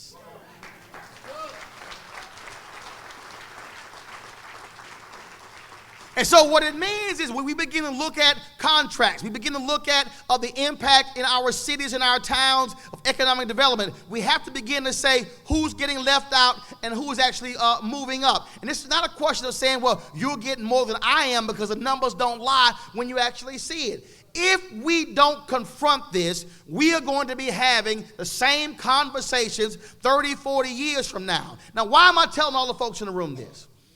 It is because you have a responsibility in 2016 to be the ones to do this. You have a responsibility to determine whether or not your legacy will be determined by your action or your inaction.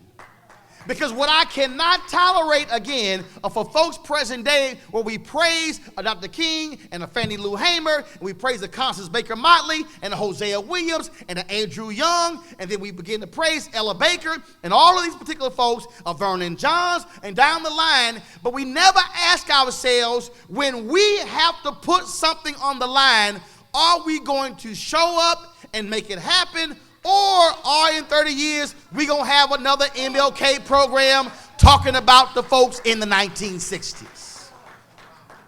So the real challenge for every person here is, what are you prepared to do?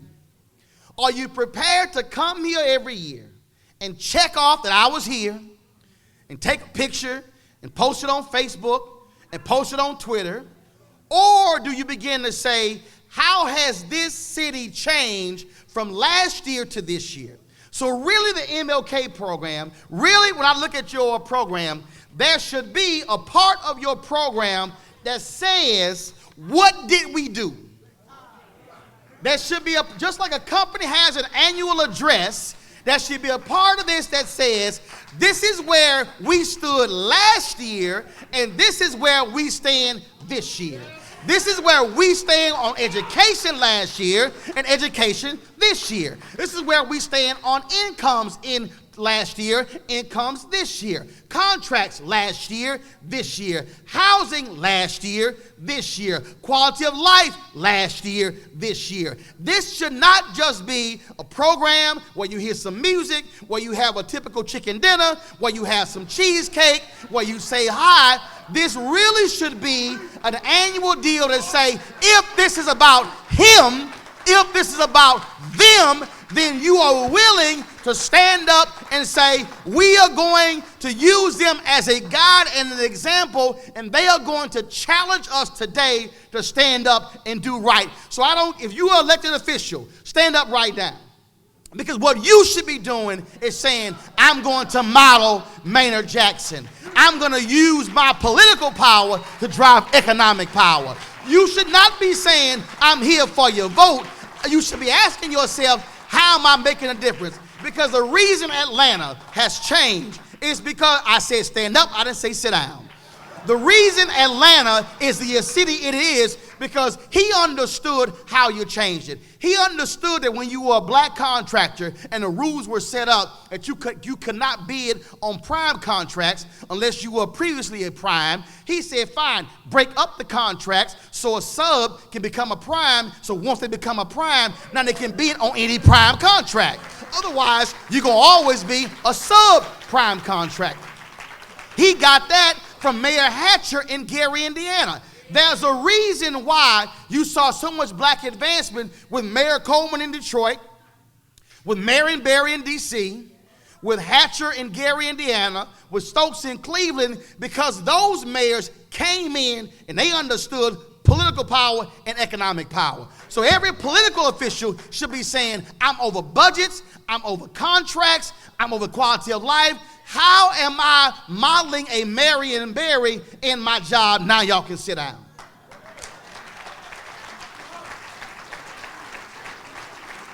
If we're talking about education, I need pastors in this room to understand how do you have churches where you pay light bills and where you pay all kinds of things, but they only open max 2 days a week.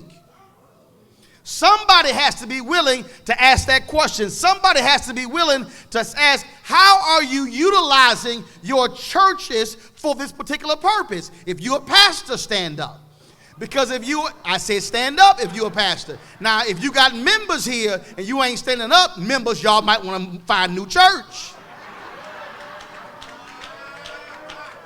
So here we are talking about what's happening with education in our community, and education is community-based. As a pastor, you should be saying, why are we not using our church facility for after-school education and tutoring 6 days a week? They were called freedom schools in the 60s. Now, if we held our kids out of school in the 60s to fight integration, you tell me why you can't do it now. Why you can't say, I'm going to create a safe space to make sure homework gets done. I'm going to utilize retired teachers in my church. I'm going to do it 5-6 days a week. You can do this without asking anybody's permission. You don't need government saying it's okay. You can do it right now. And what you should do is you should say, fine, we're going to create a 3-block radius, a 4, 5, 6-block radius around our church, and we're going to send our members door to door saying, is there a child in this house 18 or under? Now, part of the deal, by doing this, you also can use it to evangelize and get your church members off their behinds and out the church walls and outside. So now you're improving education and you discipling. Take a seat.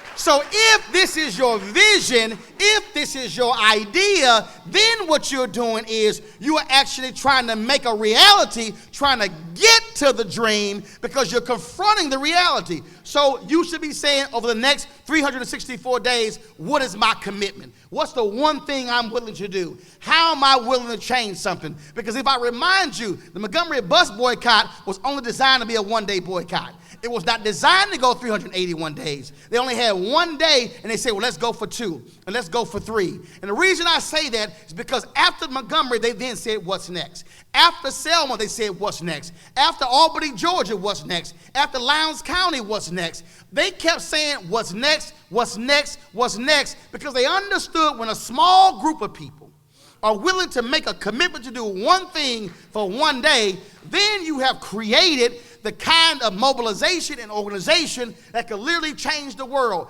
Jim Crow was brought down because a handful of people in a church in Montgomery said, we are not going to get on the bus for one day. You go to India today, MLK Drive. Serbia, MLK Drive. When you had Poland and Solidarity moving with Lech Walesa, they were singing We Shall Overcome. In Eastern Europe, they were sitting here singing I Have a Dream. When they had the Arab Spring, they were wearing signs that said I am a man. The same signs that brothers were wearing in Memphis in 1968. So how is it that the whole world can look to us for inspiration to change systems, to change countries, to all of a sudden be able to put in force democracy? Yet here in 2016, we begin to say that stuff don't work. That stuff doesn't matter. I contend it does work. The problem is not the system. The problem are the people.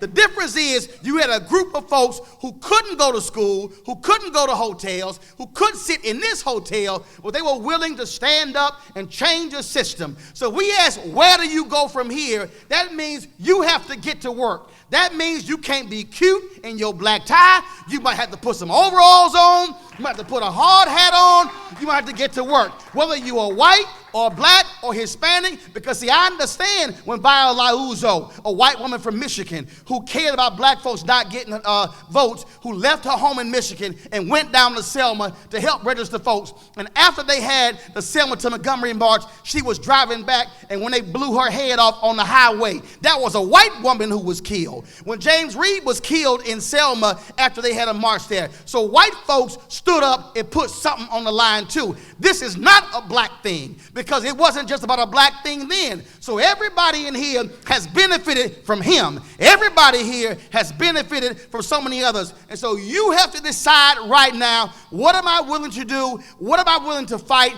How am I willing to stand up and be held accountable? And I'll end you with this here. It was my frat brother Vertner Woodson Tandy who said point blank, when he said, we will fight till hell freezes over, and then we will fight on the ice. It's time for you to fight. It's time for you to stop being complacent and being easygoing. It's time for you to stop singing and just praying. It's time for you to say, I'm going to put the work in place. So the question is, what are you prepared to do?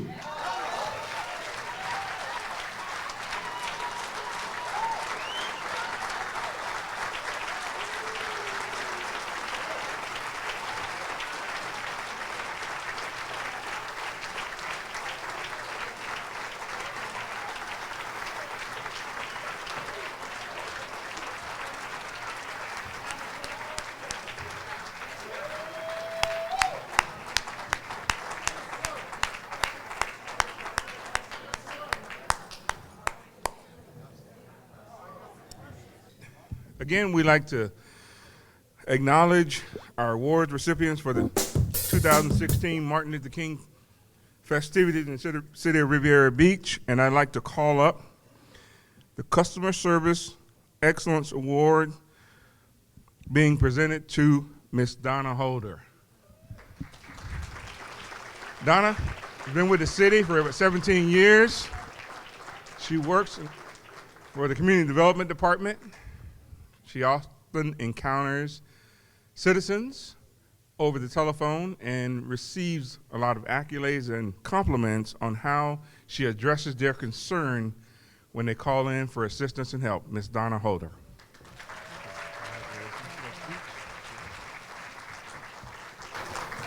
Hi, good evening.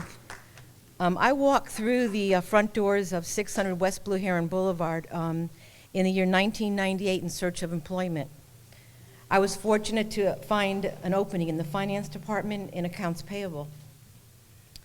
I worked in that department for 2 years before moving upstairs to community development in the building department, where I currently am working. When I received this announcement that I was going to get this award, I tried to think about exactly what good customer service really meant to me. And this is what my thoughts were. The first was that the best customer service is fast. I like getting things done, and quickly, by the way. Secondly, transparency, to provide information easily and clearly to whoever I'm dealing with. And thirdly, to get results. Always looking for a way to resolve issues or problems. And last, but most important to me, is to build trust. Being dependable and consistent with my work. I want to thank my coworkers, customers, and the community of Riviera Beach for their appreciation, their friendship, and their trust in me. Thank you.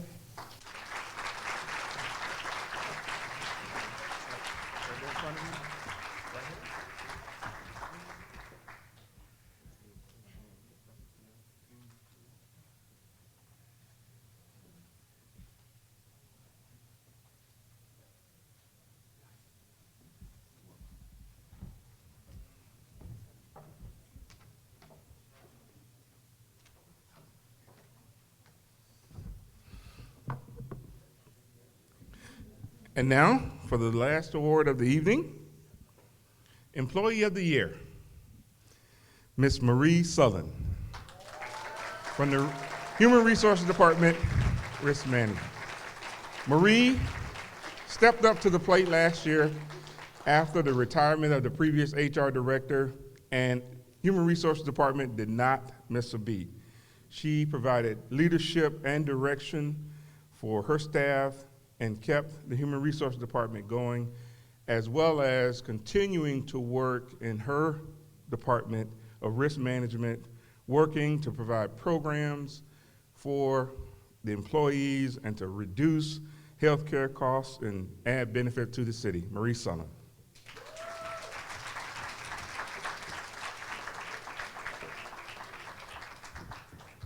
Good evening, everyone. Thank you for this honor, and I would not be sitting before you if it wasn't for Frank Zuniga, so I would like to thank Frank for nominating me for this honor. I would also like to thank Ms. Doretha Perry, because without her, I wouldn't be in the door of the City of Riviera Beach.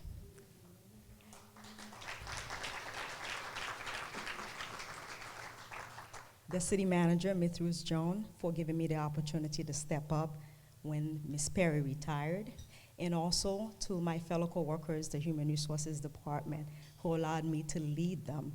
And as a leader, you also have to listen to your coworkers in order to be a good leader.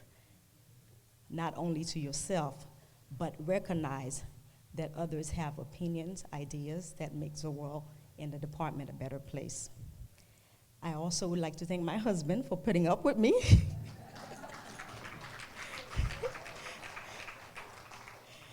And allowing me to be me over there.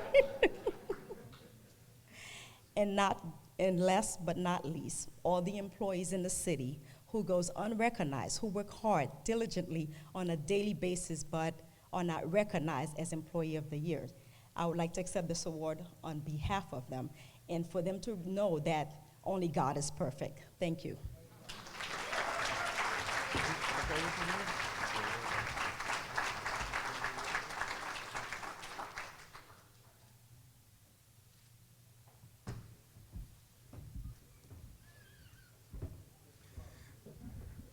Thank you, and I'd like to have all of the award recipients meet with me in this corner at the end of the program. Please, thank you.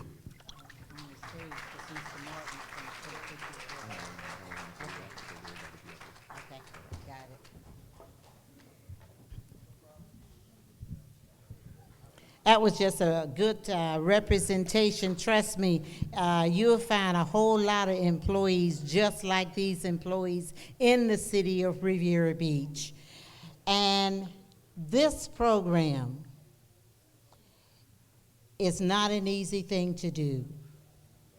And it is not easy to keep your sanity while you're trying to coordinate all of the moving parts. But there is a lady in the city of Riviera Beach who has managed to do just that, and not do it adequately, but do it exceptionally. So at this point, please join me in welcoming for her remarks, which trust me, she don't say much, so they won't be long. And her remarks, our very special chairperson of the Martin Luther King Activities Committee, Ms. Eureka Irvin.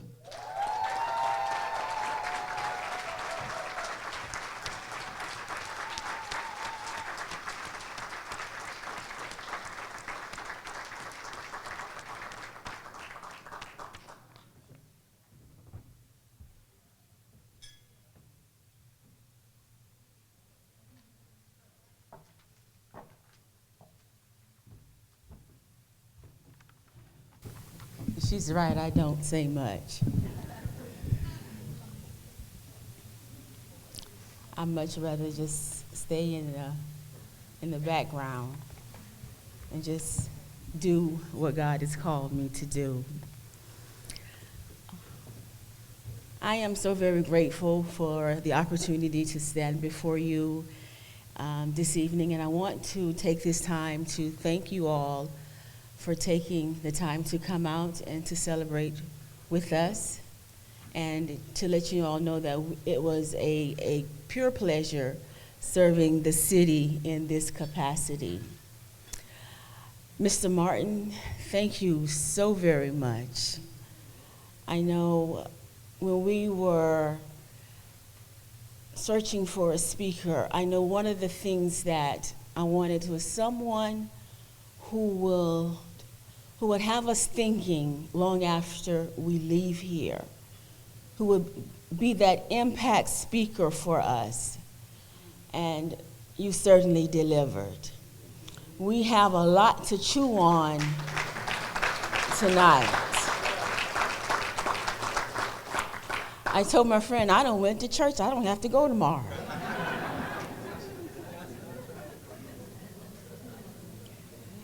So thank you so very much. And he said something on like what we should do is look at what did we do. And that is something that I think that is so very vital for us to stop some time and take stock of where we've gone, what we've did, what we've accomplished, and what it is that we need to do next. So thank you so very much. Thank you so very much. To the community, I really hope you all enjoyed this past year MLK activities. We did it with you in mind, and we worked very hard for you. And also the City Council, I also hope you all enjoyed, and that we made you all proud. That we made you proud. I get in trouble with this here part, with calling names and everything. So I'm gonna ask everyone that worked with me on the committee to come up here with me. Everybody that worked on the MLK Planning Committee, come up here.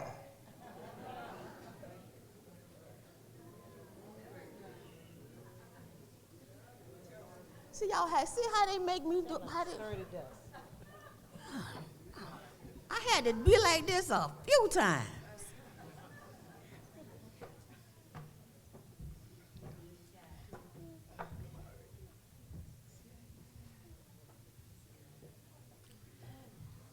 This was not a one-man's show. And there were a couple that I leaned on quite heavily. And so we did this together. And so I'm going to ask you all to please stand and give them a round of applause.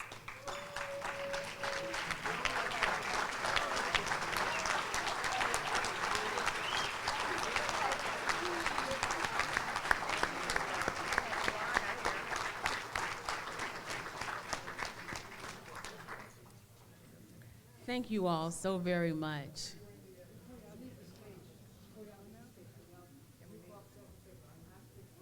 Okay. Okay. Also, there is someone who's very important to me that helped me quite a bit, who gave me so much encouragement. He talked me off the ledge quite a bit. And that's my friend Curtis. Thank you, Curtis.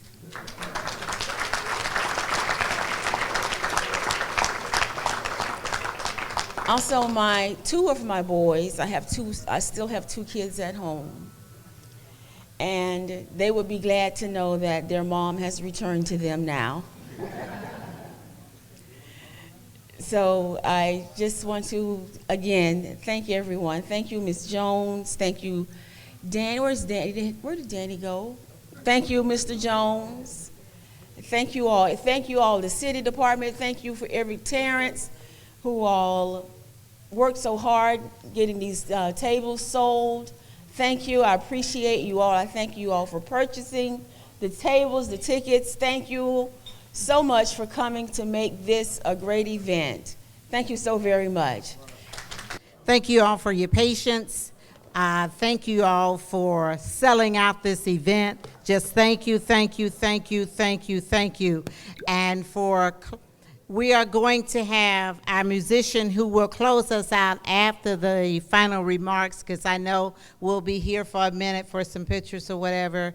A couple of the city council members I know have not had opportunity to speak, and so we are now at the closing remarks from city council. Would you come up for your remarks, please?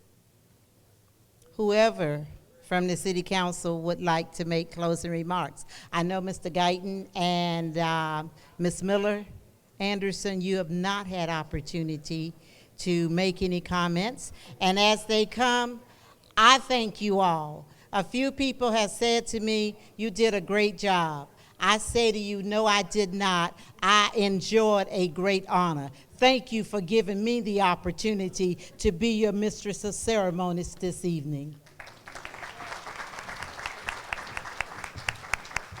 Good evening, everyone. I am not going to be the one between this door and this podium, because I know most of you are about ready to go, but I do want to say to Mr. Martin that he has given us a call to action, and if we cannot make a difference from the message that he gave today, something's wrong with us. And I'm speaking for myself as well. So I know that his speech was meant for each and every one of us, and we can make a difference.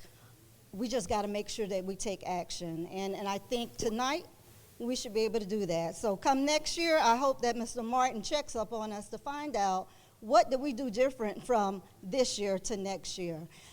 Again, I just want to thank the committee for such a wonderful event. I gave them accolades a few nights ago at our meeting, but it really shows how much they worked together and how hard they worked on this to make it happen. Many of us kind of waited to the last minute and couldn't get tickets. So I knew that it was going to be something very special when we had a sellout crowd. And before I go, I have to say thank you to my husband, Joseph Anderson, and my mother, Jackie Woodard, and my father-in-law all the way in the back, Joseph Anderson Sr. I wouldn't be here before you all if it wasn't for these people. So I just wanted to make sure that I mentioned them. And again, because of you, I'm up here as well. So thank you. And again, Martin Luther King Committee, you did an awesome job. You might want to say, take a good night rest tonight. Have a good one.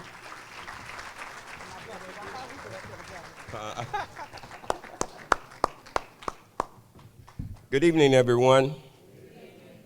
I'll be brief, which is unusual for me. But I do want to take a moment to thank everyone for coming.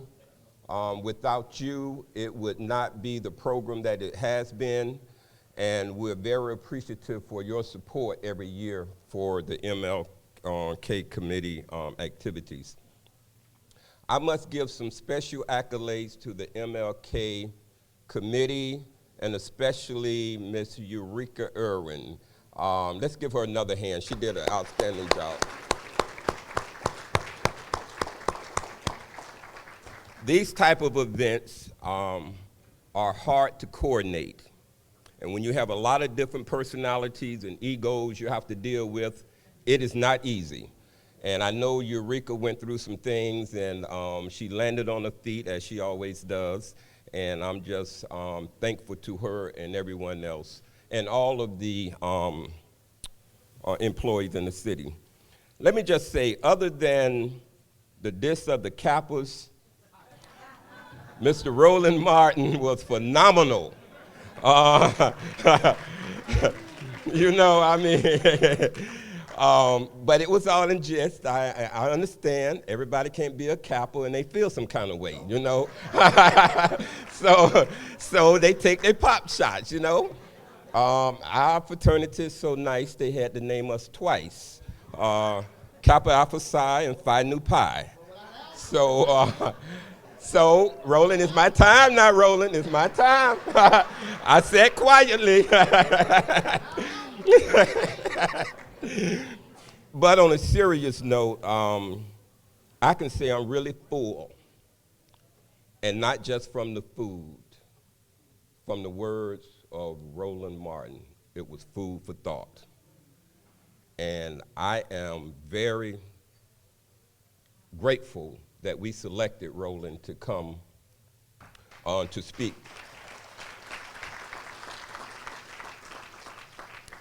And let me just say to my colleagues, sometimes we sit up there and debate budgets and whether we should do this and how much we should spend for that. And you know, the inspiration that you get from factual data is invaluable. You can't measure when a Roland Martin comes and lays the data and the facts and the challenges on us to change our community for the best, for the better, and be accountable. You can't put a price on that. And as long as we're getting people, securing people like Roland Martin, the city manager, as long as I sit here, we're gonna have a budget for this. And it is people like Roland that can make our city better because he comes from the outside and he speaks the truth, and sometimes it's painful because we have to take stock and say, are we doing everything that we can do to help our people, black and white? So on that note, let me just say too, Roland made a good point as he laid down some very critical data. He talked about the challenges that we have and still have as black folks. But he also pointed out that we're not doing this alone. We have white constituents that have been helping us from back then. We cannot forget in our community that for us to take it to the next level, it's gonna have to be a unified approach. Black, white, Jews, Gentile, we all have to come together to make our city better. And for